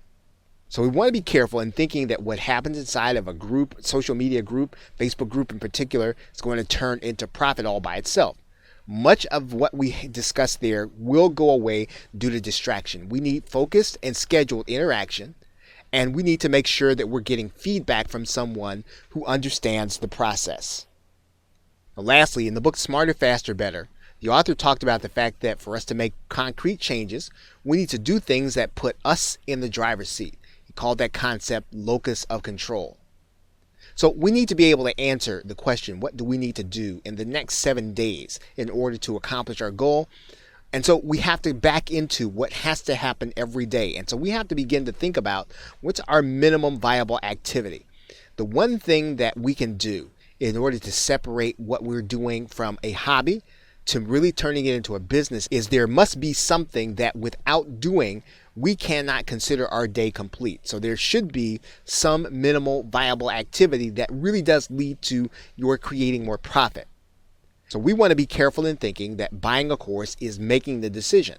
We have to go ahead and make the decision as to where we're going in our business and then to do those things that will take us there on a daily basis. We have to make the decision first about where we're going and what we need before we start buying so that we can buy the things that are going to lead us to accomplish our goals on a regular basis. Okay, so with that, thanks, and I will see you either in another video or in another course. Hello, welcome. Now in this hands-on video, we're going to talk a little deeper about what you're going to do to create an affiliate promotion for the product that you're doing. And I'm actually going to go into my page builder. Now again, you don't necessarily want to get caught into thinking that your page builder is everything. So the page builder is not the point here. The point here is that you're going to need to create a bonus page, and I'm going to go into my page creator, and we're just going to go and we're going to pick a simple template, and I'll tell you why that is. Because what you're going to try to do here is you are going to try to you're basically going to try to make sure that your customer understands the value that they're going to be getting from you. Right, so here's a very simple page template. And so we have a headline, we have a sales video or a bonus video, and then we're going to have the bullet points. Now there are a couple of things you're going to be able to do with any bonus page or any landing page template. Notice I use an opt-in page template. We're going to get rid of this. We're going to get rid of this down here. We're going to get rid of all that noise down there.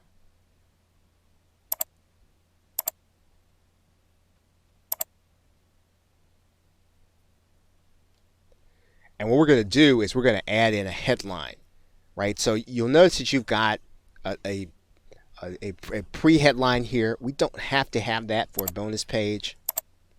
And we can actually use another color. Now, light blue tends not to be one that's going to generate excitement. Blue does generate trust, not excitement. So we can go in, we can actually change this, or we can change this to a color that we want, whatever we feel comfortable with, right? So whatever you want to do, you can actually change that. You can use black. You just want to communicate, that you're trustworthy here. And then there's your headline. And so what we also want to do is we want to do some kind of graphical representation of the bonus that we're getting, right? So that we're going to give the customer. Now we can do that above the video or we can do that below the video. It really doesn't matter. In this case, we want people to see the video that we're going to be adding or the bonus we're adding right away. So let's go ahead and just add, I'm going to just add a graphical representation here. It really doesn't matter which one. You will just add in the image for the bonus that you're going to be adding, right? I'm just going to pick one that I had here before, and we're just going to add that in. Right, that's probably going to be too big. I'm going to size that down. I'm going to size that down by maybe, let's size that way down. Okay, that's probably too small. That's probably too small, so we're going to size this down. Or maybe we'll go with half the size. Okay, so that's the first thing we're going to see. Now we could probably pull this below that. You know, if we want people to watch our video first, that would be fine.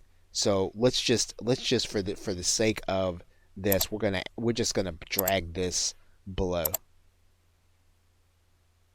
the video. And we're going to do that because we want people to click on the button, but we want them to see the graphical representation after they view the video, if they choose to view the video. Right, so we're going to add in a button here. The button is where we're going to add in our affiliate link.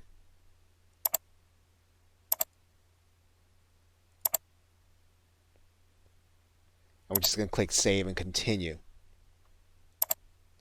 Okay, so now you've got the graphical representation. They're going to see it before they click the affiliate link button. And one of the reasons why you want to create a bonus page is, first of all, when you're sending out an email, you want to send out an email with your bonus page and not with either the Warrior Plus or JVZoo or ClickBank link, because those links are probably going to get you put in the spam folder. So I would not send out a naked JVZoo or Warrior Plus or any kind of affiliate platform link. They get spammed to death. So the inboxes of Google and Microsoft are now going 2 layers deep, and so you might find that if you put a JVZoo link in there in a link cloaker, that it's still going to go to spam, because now the email boxes are reading those pages 1 link deep. So I would go ahead and just send people to a bonus page rather than send them to a naked link. Okay, so now you have a couple of other elements. Now right here you're going to have a bonus video, and that bonus video you can either do a demo, or you can do something where people are going to find out what kind of value they're going to be getting from the actual product. Okay, and so you are basically going to be pre-selling them in this video. Now if the sales page does a great job of selling, then that's great, but you know your customers better than the vendor does. You do an affiliate promotion, you're going to be selling to your customers based on your experience. So this is where you can do a video on social proof and then add it to this page. In this area, you're going to add in a basic benefit,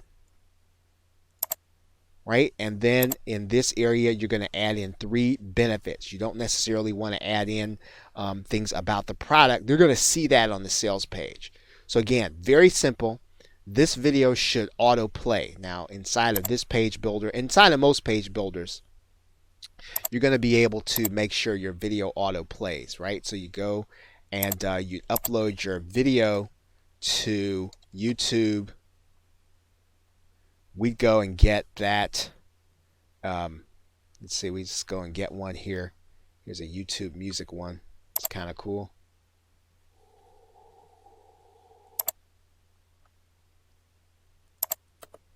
Copy that.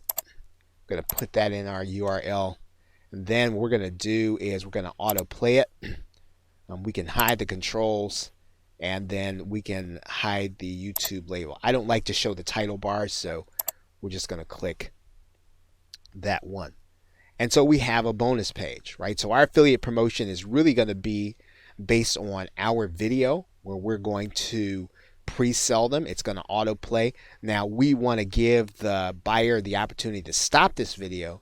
So this copy is going to be pretty important. It needs to be short and it needs to talk about the benefits of what people are actually going to be getting if they decide to go ahead and click through. All you're trying to do at this point is you're trying to make a connection to what they're going to get, and then clicking through to the next page. Right? That's why I put continue here. Now you can try a number and test a number of different things on the button to figure out what you want to use. Now again, this is my page builder, but any of the page builders are going to have pretty much the same thing. Okay, so that's pretty much what you want to try to accomplish in your bonus page when you are sending people to your affiliate promotion. Okay, so with that, thanks, and I will see you in another video. Hello and welcome. Now, in the course, we talked about doing something called webinar jacking or webinar hijacking, and we're going to hijack the bonus process with an automated webinar system. And so I'm inside of a webinar system. It's called Webinar Fusion Pro. And just about any system that has an automated system can do something like this. So if yours is not Webinar Fusion Pro, you can actually replicate this inside of your own. So what we're going to do is I'm going to go to just take a look at one of my webinars, and I'm going to turn it into a recorded webinar. So here's one. What I'm going to do is I'm going to go in and I'm going to edit this one. And I'm going to make this a recorded video, recorded webinar. I'm going to use one of my recordings here, and I'll just use one here.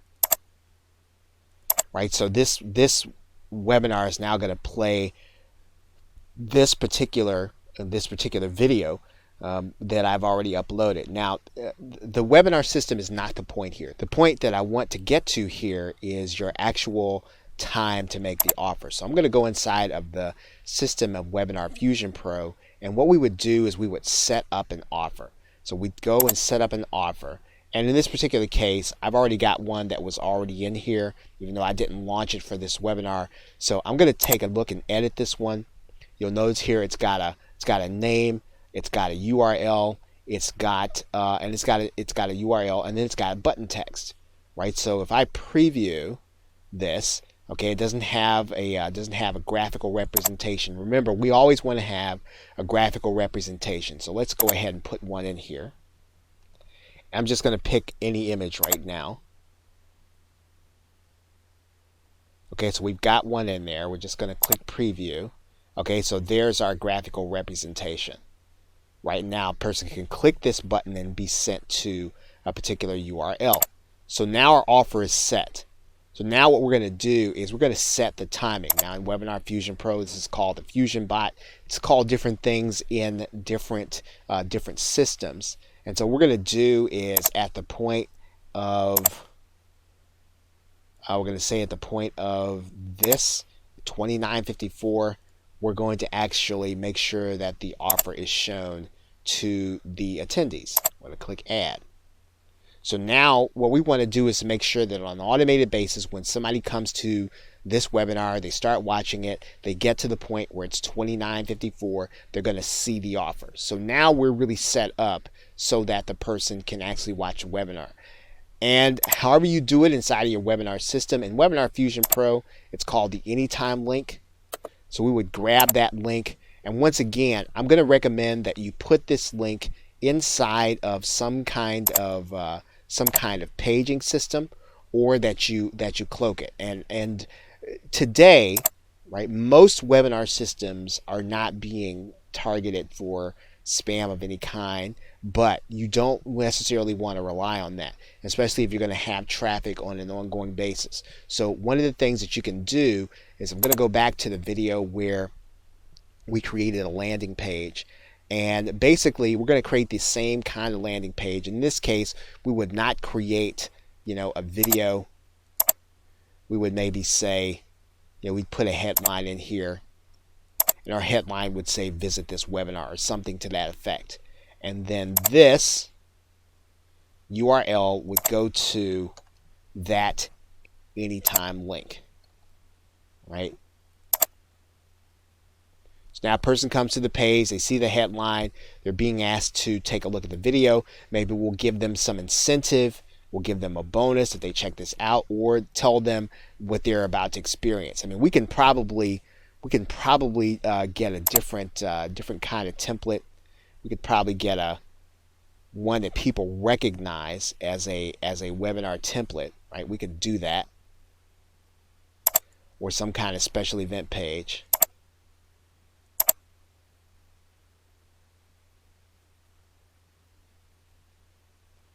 Right? We could do something like this, and we can make that anytime link the button. Okay, but now when they click that button, they're going to be taken to that webinar, and they're going to be able to watch that webinar, and then we know that at the 30-minute point, they're going to be shown an offer. And what we want to do with that, with the timing, is we want people to have seen the actual value, and want them to appreciate what it is that is being offered, and then to be able to click the link. Now, we don't necessarily want to show them the offer prior to the point in the video where they have seen the entire value, right? So in this particular case, in Webinar Fusion Pro, not entirely sure. Let's just take a look and see what actually happens. You're going to see here, then when they get that link, it's going to say that the webinar is going to start in 10 seconds, right? And then the video is actually going to start. Right now, what we want to do is we just want to see, okay, so I'm going to stop this here. But that's actually what would happen. So when you send people to that automated webinar, they're going to click the link, they're going to start watching the video, and then at 30 seconds or 30 minutes, they're going to see the offer.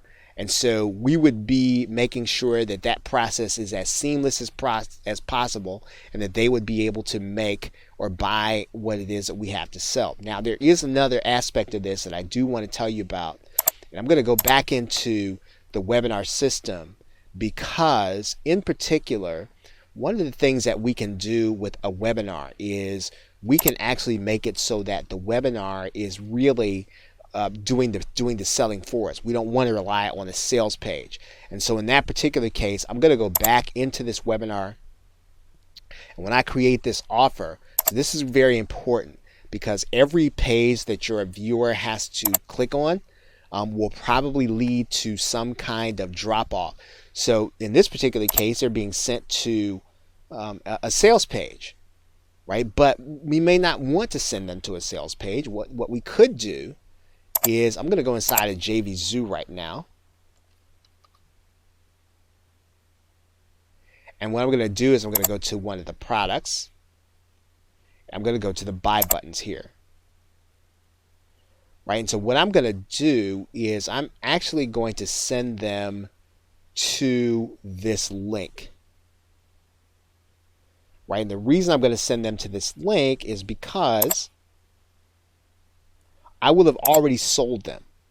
Right, I would have spent the webinar doing the selling process, and I may not want to send them to a sales page. In that particular case, all I want them to do is to go to the buy page, right? Let's click Save Changes. And that's where they would appear. They would appear at the actual buy page as opposed to a sales page. And again, you're really then depending on the selling process to happen inside of the webinar. So if you've got a good converting webinar, you've got a good sales process, or you're confident that you're going to be able to communicate all the features and benefits and then the value, then you want to send them directly to go buy at that point in the webinar when they're ready to make the purchase. Okay, so that's it for part 6. Thanks, and I will see you in another video. Hello and welcome back. Now, in our part 5, we talked about the fact that PLR is a number of different kinds of leverage depending on how you want to use it: teaching, product, bonus, tools. And we talked about membership leverage, and that's really where we want to focus on in this video. Now, in order to create your own membership site where people are going to be able to actually get content on a regular basis, there's a really simple way to do it, and then there's a way for you to do it with software. I'm going to explain the simple way to do your membership in this video. Now, for purposes of this tutorial, we're going to use WordPress. And the reason we're going to use WordPress, it's fairly easy to get a site put up and then fairly easy to customize. So if you're going to start from scratch, even if you don't know a lot about WordPress, starting with WordPress is going to be a great way to be able to create even this membership that we're talking about here. Now you'll notice here that there is a setting in WordPress. If we go down the dashboard in the settings area and we go to the reading area, and there's a button here that says discourage search engines from indexing this site. What that means is that the pages, when you create them, will not show up in search engines, so people won't be able to find them from outside. And so what you want to do here is you want to then start creating this membership site in a way so that people cannot just search for the content and then find it. That's really going to be the starting point in creating this membership. Now, the other thing we're going to do is we're going to create new posts. And when we create a new post, and we're going to create one post for every month. So we might say this is August of 2016, and this is going to be the content. And what we're going to do here is we're just going to put a link in here. We're going to put a link in here that says here. Now this is really simple, but you're going to be delivering the content based on what you promised. Here is your August content.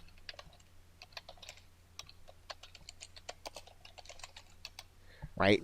Again, no frills, no fluff. It's going to be simple for the buyer and simple for you. Now, what you're going to need to do is you're going to need to link to the August content. Now, obviously, this is not going to be showing up in the search engines. And the other thing, too, is even though this is going to be the title of your post, so that people can't guess it, you want to make sure that your URL is unique. And so you might add in something there that is hard to guess.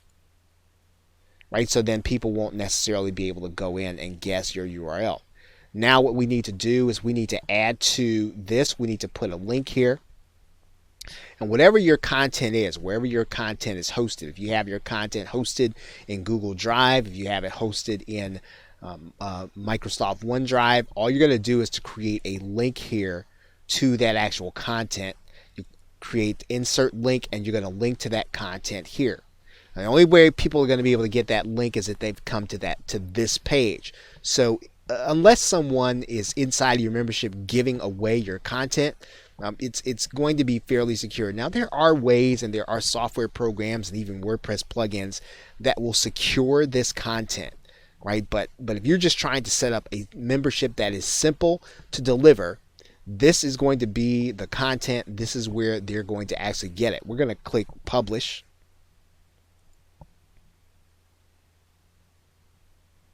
And so now this content, actually we didn't create a link. I'm just going to put in here google.com just so we'll have a live link.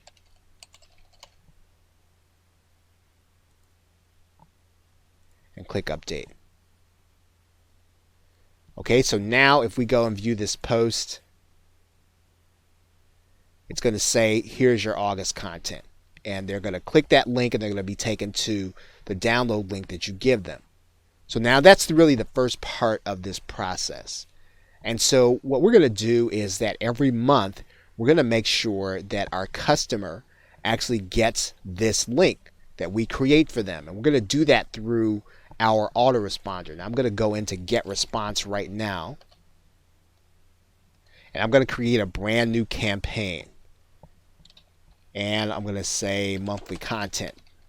Right? We're going to create a monthly content. We're going to create the campaign. Actually, they want it differently. We're going to call that maybe something unique. Okay, so now what we need to do is we need to create autoresponders. So we don't want to send broadcast emails. We want to send autoresponders. So we're going to create an autoresponder here so that the day they sign up, the day they become part of our list, they're going to get an email immediately. Right, so we're going to say this is day 1 of the membership. We're going to save that and publish, and then we're going to write our. We're going to go ahead and create our email.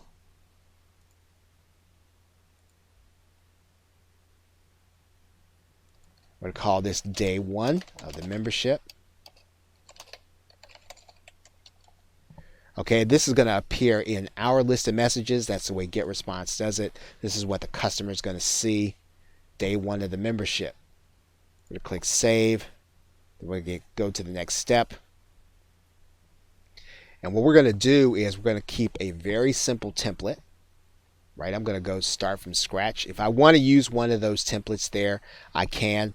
If I want it to look good, but again, what we're trying to do here is we're just trying to make sure the customer gets their content. Now, I'm going to go here and GetResponse. I'm going to eliminate all of this. I'm going to eliminate a lot of this for now. I'm going to send them a personal message, so I'm going to personalize this and GetResponse. I'm going to send that to their first name, and I'm going to say thanks for signing up.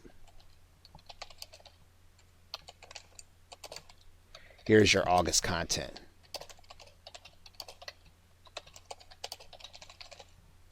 So what I'm going to do then is I'm going to actually go and get that link. Now remember, the only way they're going to be able to get this link is if they get inside of your membership. So if your content is being shared around, it's probably going to be being shared by someone who's buying it, right? So for the most part, you don't have to worry so much about people being able to get inside of here. Again, people are paying for this, and if they choose to start sharing it, that's something you're not necessarily going to be able to prevent fully. So what we're going to do is we're going to then link to this content, and so that everybody that signs up day 1, they're going to get this content.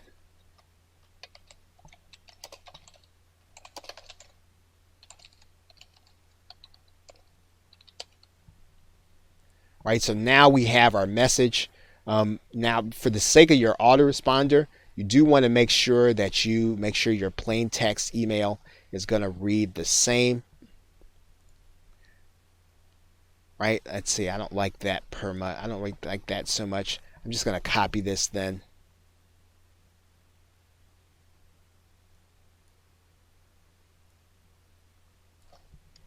And we're going to put this inside of the plain text box also.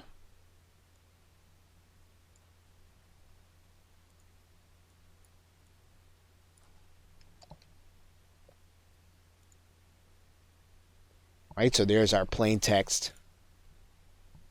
In case your user has plain text email, I'm going to get rid of this image box. We don't really want that. And so they're going to get this. Everybody that signs up, that ends up buying the product, they're going to get that on month 1. We're just going to go to step 1, the next step. And once we click next step, we actually have what we need in order to have this message sent to people when they sign up. We're just going to make sure it publishes. And then we'll have our first membership content delivered.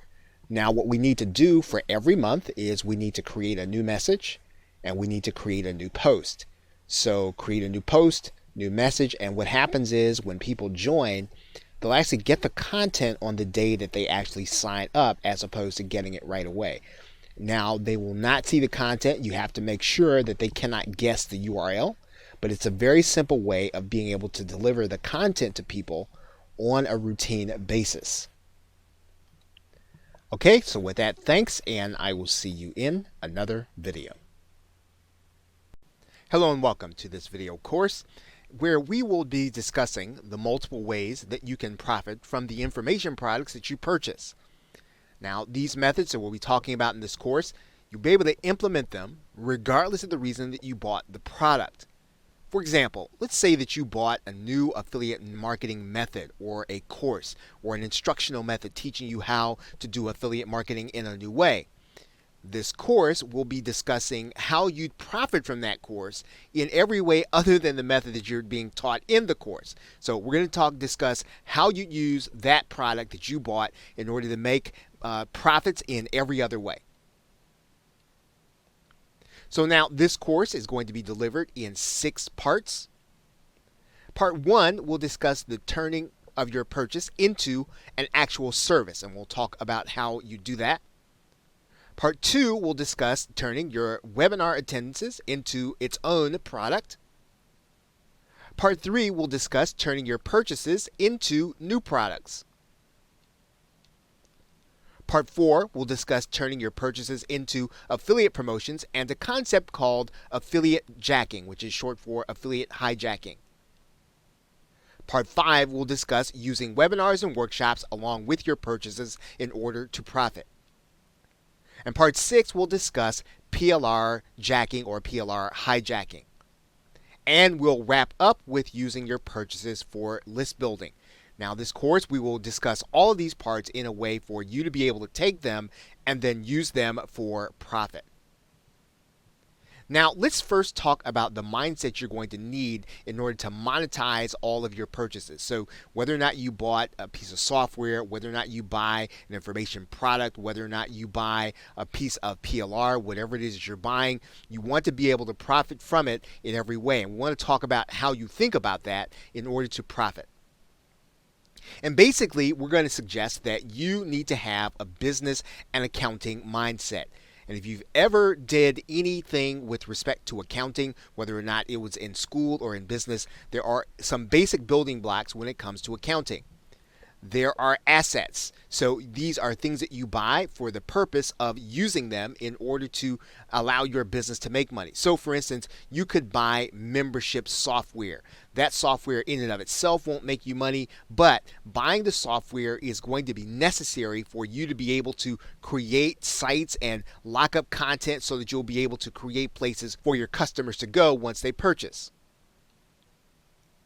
You can also buy a product for the sake of revenue. So the product all by itself brings in cash. So let's say that you go and you buy a website that's already cash flowing. You buy it with the express purpose, understanding that the website will actually start paying you and putting money into your account. There is also expense. So this actually costs you money in some way. These are the fees that you're going to have to pay in order to do business.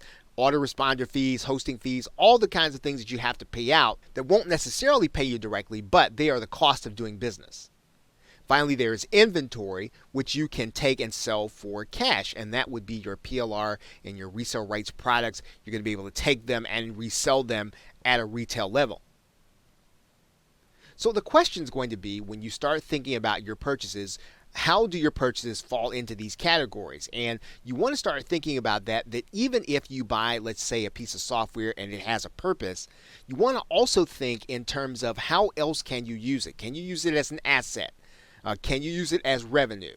To bring you revenue? Can you use it in order to resell it? And if you think in that way, you are going to then be able to find new ways to monetize your purchases.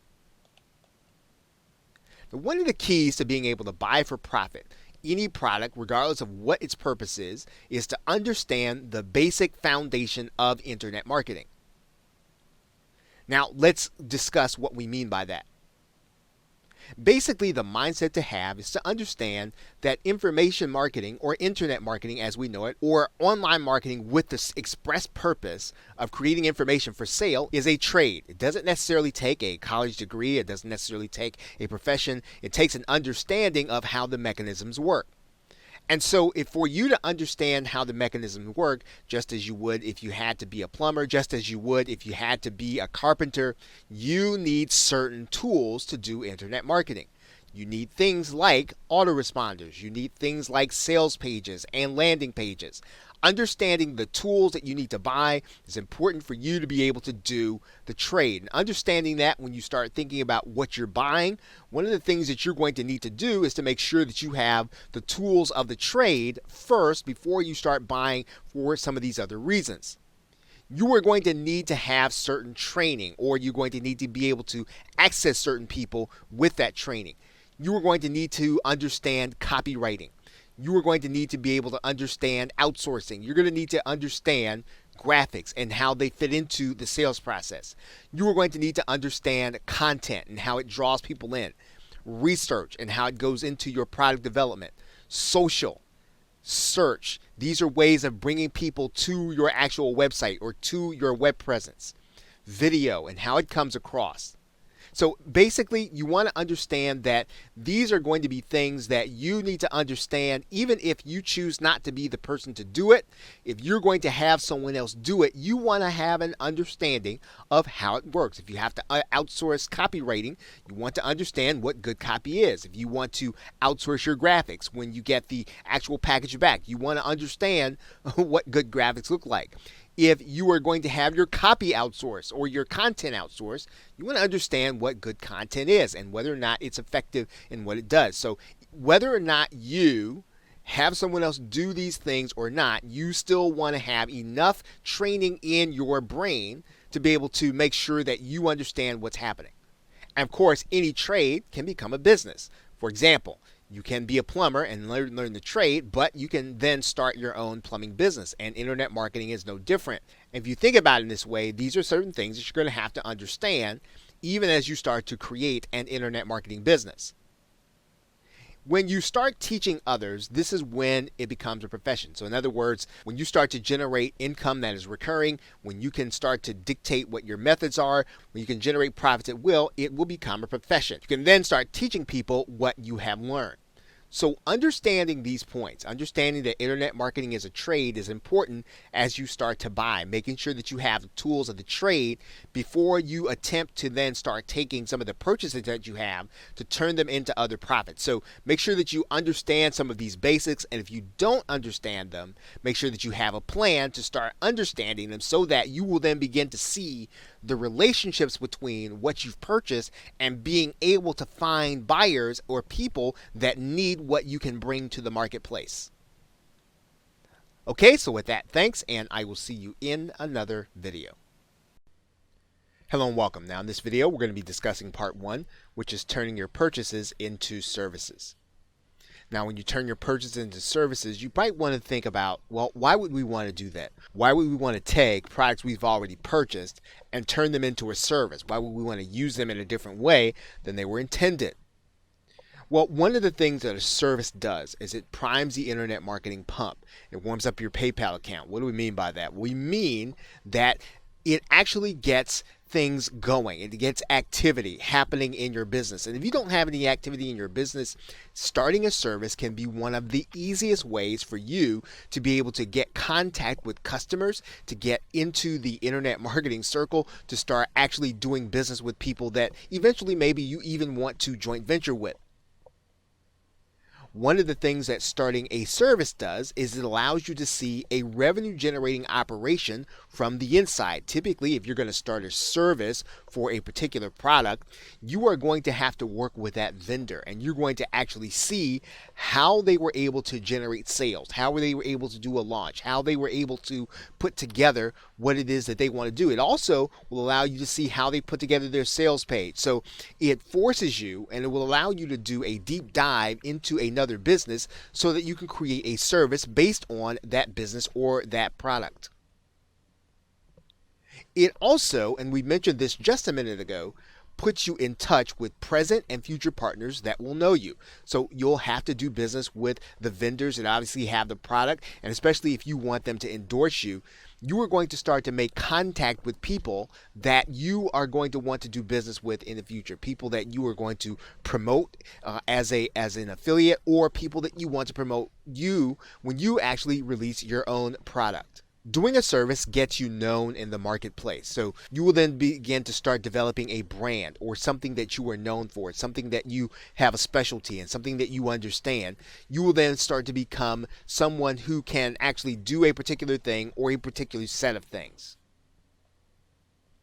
It actually puts you in a position to connect people together. So when you're doing a service, you are going to come in contact with many vendors, you're going to come in contact with many affiliates, and you're going to have access to people in different sides of different parts of the internet marketing world, and you're going to be able to bring those people together when you know about something. So you may know that someone's looking for a designer, or you may know that someone's looking for a partner for a particular kind of product, and because you have these different aspects of what you do in a service, you are going to be able to connect those people together. Now, you may be asking, what kind of services can be created from your purchases? When you think about the hardware and physical purchases that you have for your business, You can actually turn those into services that you can offer to other internet marketers or other entrepreneurs. For example, if you have recording equipment, you can turn that into any number of things, but one particular thing that would be of interest to internet marketers is you can turn that into interview services. You can actually interview their customers, you can interview that entrepreneur so that they can have a profile of themselves. So there are lots of things that you can do if you have recording equipment to offer a service to other entrepreneurs. If you have green screen equipment, you can turn that equipment into a video service that you can offer in your local area, or you can also do videos for other marketers. Now, you'll probably find that some people are offering those services on Fiverr. However, you want to offer a premium service to other internet marketers. When you understand what it is that they are trying to do in their business, you can offer that to them. You have screen share software. You can turn that into creative services. You can do videos for other people who want to create courses. You can do tutorials. You can do customer service videos for people who have websites but they want to train their customers. Lots of opportunities for people who have screen share software that they can use in order to create videos and edit them. If you have audio related purchases, you can turn them into voiceover services, which you can again offer to other internet marketers. You can offer to other entrepreneurs. These are fantastic ways for you to be able to monetize your existing purchases and really get them into generating income for you. If you have software and other internet services, there are a range of things that you can do in order to offer different kinds of services.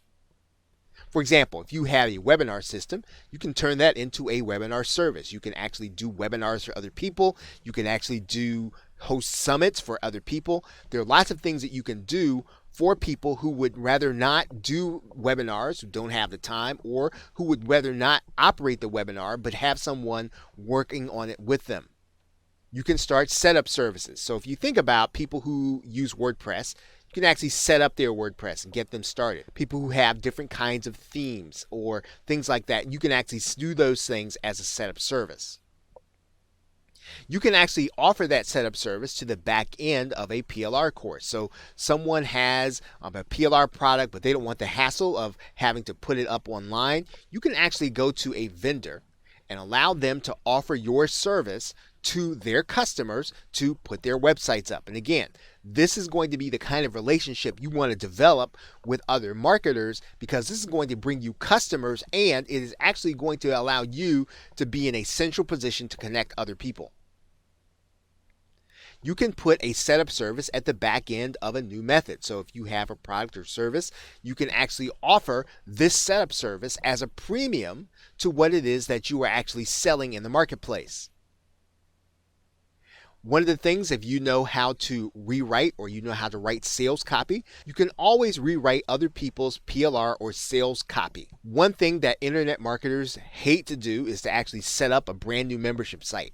If you understand a particular kind of membership site or a particular kind of software, you can actually be one of the people who set up this site. And again, you can be known to the vendor who actually sells that membership site, or you can actually just be known around the industry as the person who understands how to set up certain kind of membership sites, and you can do a premium service. Lots of ways for you to be able to use your ability and your knowledge of a particular software system.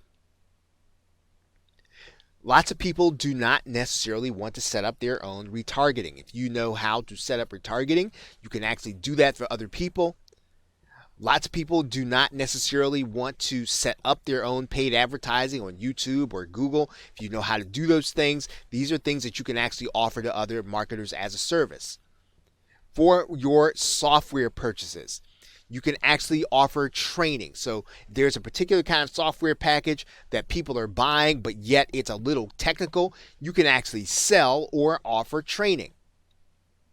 Or you can offer setup services for some of those software purchases. So as you can see, there are lots of different ways for you to be able to take your existing products, turn them into services depending on where the market is and what people really desire. If you think about what kind of things people really don't want to do for themselves when it comes to using some of the equipment and the software purchases that you already have. You can easily turn those into services to be offered in the marketplace. And if you're willing to go even further and contact the vendor, that vendor can actually make you known to their customers. Okay, so with that, thanks, and I will see you in another video. Part 3, the 7P method for creating products. Now we're going to be applying the 7P method to your existing purchases. So we're talking about the same subject, which is how to monetize all of your existing internet marketing purchases that you have on your hard drive. Now, the method is a variation of one that was discussed at a recent JVZoo conference. And one of the presenters there actually came up with a way that you can actually create a product and get in front of people, as well as to get attraction from affiliates. And so what this is going to require, and we're going to be talking about the 7 Ps, and I'm going to introduce them to you now, is practice, personalize, profit, proof, plug, product and persuade, and promotion. And we're going to get into individually what these things mean. We're going to do this in 2 parts, and we're going to talk about the first 4 right now. Now, let's talk about what it means to practice. You should really be able to use what it is that you have. So one of the ways that we're going to turn one of these products that we have is to be able to actually use it, to become an expert, to become good at using it for the purpose that it was actually intended for. And of course, as always, your goal is going to be to get a result. Even if the product is one of instruction, it's one of software, your goal, your ultimate goal is going to be one to get a result that not everyone is able to get. Maybe your goal is going to be to get a number of new leads. This is going to be something that's going to be attractive to other internet marketers. Maybe it's going to be more sales, or maybe you're already getting sales. Maybe you're going to be able to do it in less time. You're going to be more productive in what it is you do. And of course, as is the case, you don't have to worry if the method doesn't work exactly the way it was proposed in the original product. What you want to do is go through your process and work through the problems, because working through problems is actually going to be a good thing, because this is what's going to make it your method and it's going to make it a unique product. So from practice, we go to personalization or personalize. So what we're going to do now that we have a method, we have it working, we're able to get a result, we want to then start making tweaks based on our own intuition. We want to start thinking about ways that we might do the process differently. And we're going to take different methods and different paths to try to get to the goal that we have. And again, remember, what's important here is going to be our goal with that product. We're going to test different conclusions, just as you would do in a scientific method. You're going to test hypotheses. You're going to ask different questions that you don't see covered in either the manual or the tutorials. You're going to ask over and over, once you're getting a result, what if? What if you tried something different? What if you wanted a different result? What if there were different scenarios? You want to ask the kind of questions that you have that maybe were not covered or were not necessarily directed in the actual intent of the product. You then want to start developing your own resource list. So as you develop your product, you want to think about, well, what resources are you bringing to actually make it work that maybe were not included in the other product? You want to develop your own workarounds. This is vital. Again, once you're getting a result, the rest of this is going to be very academic. Probably the most important thing is to start getting a result. When you do that, you're going to start developing your own workarounds, your own shortcuts. You want to start thinking about things like designing your own software to answer your questions for your business. Maybe your business has a particular way of which you do things. You want to start thinking about, well, how can you design something that will answer your question, that will help you to accomplish your goals? Because that software is actually going to be sellable when you develop it yourself. Now, we're also going to want to have proof. So at every stage at which we're doing anything, In this process, we want to take a step and document everything that we're doing. We want to make sure whether we keep it in a journal, whether we keep it in a Google Doc, whatever we're doing, we want to make sure that every little step that we're taking, we are noting it down, because this is actually going to be the basis for our product. This is going to make for great case studies. And in some cases, a case study is sellable all by itself. It's going to make for very easy info product creation when you actually have to go back over what it is that you did. And it also helps you to know how to reproduce the results, how to teach people how they can get the same result that you did from the beginning. You want to document conditions. You want to document the time of day that you're doing, taking the steps that you're taking. You want to document the demographics. Document anything that you think of that could be a variable. It could be a vital thing that you can point out and a vital angle in your sales copy. Now, finally, in this video, we want to go over this word that we're calling plug. And basically, we're talking about creating a video testimonial for the vendor. So you were able to gain this insight because you actually got a product, you used it, and it actually worked for you. So you're going to start thinking about how you can make the vendor look good. Put it on YouTube. You want to take it then from YouTube and then share it on social media. When you do that, make sure that you're tagging the individuals that are involved. Contact them and then make them aware of how you're promoting them and their product and how it worked. Transcribe the testimonial and then make it available, whether or not it's online. So make sure that everything that this person did, that you put it out there, that you make sure it's available in all forms, that everybody can read it, and especially the vendor. And this is going to actually help you to be able to bridge the gap between an introduction and actually having someone who would be willing and open to you and promoting your product when it is ready. Okay, now we're going to go over the rest of the 7 P's in the next video. Welcome back. Now in this video, we're going to start with the second part of the 7 P's, and we're starting with the avenue of profit. And basically the first part of the profit section, we want to see something through until it already gets a result. And we've talked about that in a previous video. So we want to start with that as the premise of creating our product, the result. And then once we get a result, of course, we're going to be developing our own secret method, our own unique path to actually getting a profit. And we're going to be able to do this whether or not we're talking about an information product. We want to make sure that the information that we're giving is going to be our direct path. So again, the documentation is important. If we're going to be taking PLR and we're going to be doing it, now obviously, typically we're not going to be reselling it as PLR, but we can sell it as our unique product. Again, if we have our own unique method and way of being able to process what it is that people need to do. And of course, if we're going to create our own software, which automates the process. Now, the second part of this is whether or not we're going to be able to reproduce the results. And that's where the result comes in. So can we, on demand, continue to produce the same result consistently over and over and over again with our method or whatever it is that we're going to be delivering when we actually make the sale? And of course, what's going to be of interest to internet marketers is going to be whether or not we can scale it. I mean, we don't want to give something that people are going to have to spend all their time and effort in order to make work. We want them to be able to either outsource the process, or we want them to be able to use paid advertising or some way of them being able to scale it up so that if they don't necessarily have time to really make it big, that they can. This is going to be a key selling point when we get ready to actually write our copy. And of course, we start then talking about the actual product. We are going to then create our product. That means getting our sales page together and making sure that our product is ready for sale. And when we do that, we're going to be using our documentation. So whatever it is that we did in terms of our product, that is really going to be the core purpose or the core part of our product.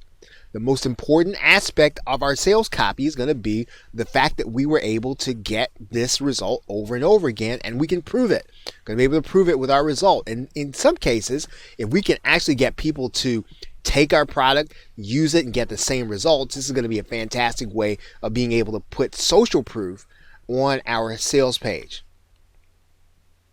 Now, if possible, We want to put it on the same affiliate network that the vendor is on, because again, we want to have that relatability, and we actually are going to want them to be willing, and we want it to be easy for them to promote. And then, one thing we're going to want to do is we're going to want to make sure that we're purchasing their product.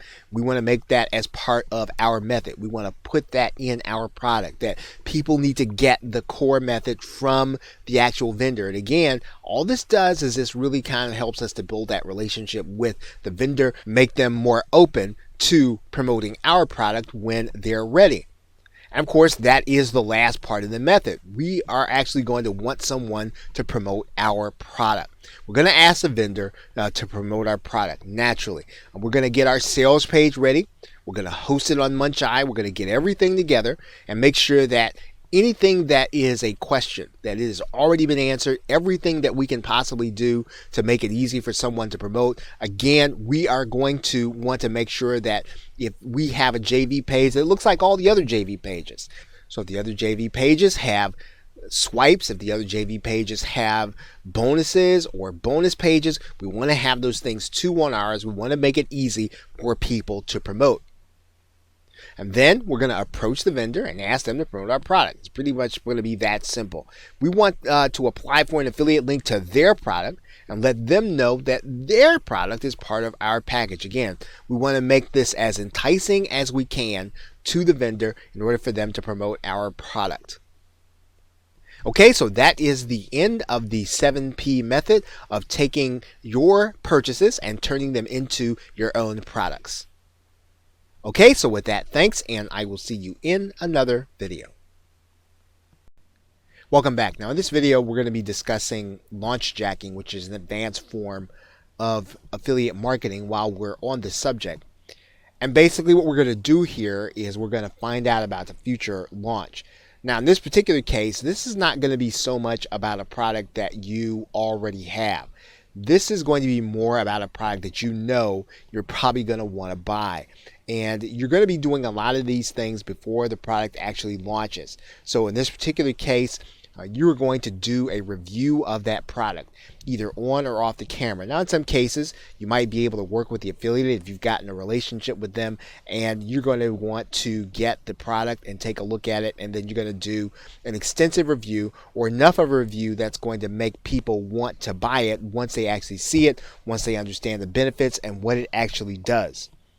Now you're going to place that review on a bonus page, and you're going to get that bonus page in front of the traffic by pre-selling them in some kind of content. So the pre-sale content is actually going to send them to the bonus page where your review is actually going to be. You can do that inside of a forum where the traffic is going to be relevant. So if it's an internet marketing product, you want to be in an internet marketing forum. You might do that through a post or a video. It's going to be talking about the marketer's problem. You can do it through fan pages or Facebook Live, where you are literally talking about, again, baiting people in based on the situation that they're in and then moving them on to your bonus page where they're going to see your review.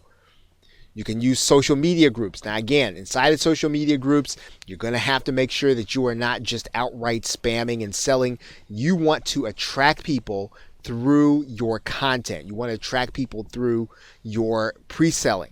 You can do this extremely well using YouTube. And of course, YouTube is probably going to be one of the best ways for you to be able to do that. If you know about an upcoming launch and you know that maybe it's not going to be as competitive as some of the other launches, you are going to be able to try to get your video in place before the actual launch occurs. So you're going to need to know some basic SEO. You're going to want to know how to optimize your video for search. Also going to need to know how people might search. And when you do that, when you know those two things, you know some basic SEO, you know how people might search, what you are then going to do is then create a Google Hangout, get some live attendees, and get shares on your video. What this is going to do is it's going to make your video more attractive to the search engines, and hopefully to get in place before the launch actually occurs, so that when people go searching, they will end up finding your video as they go looking for the product. Okay, so with that, thanks, and I will see you in another video.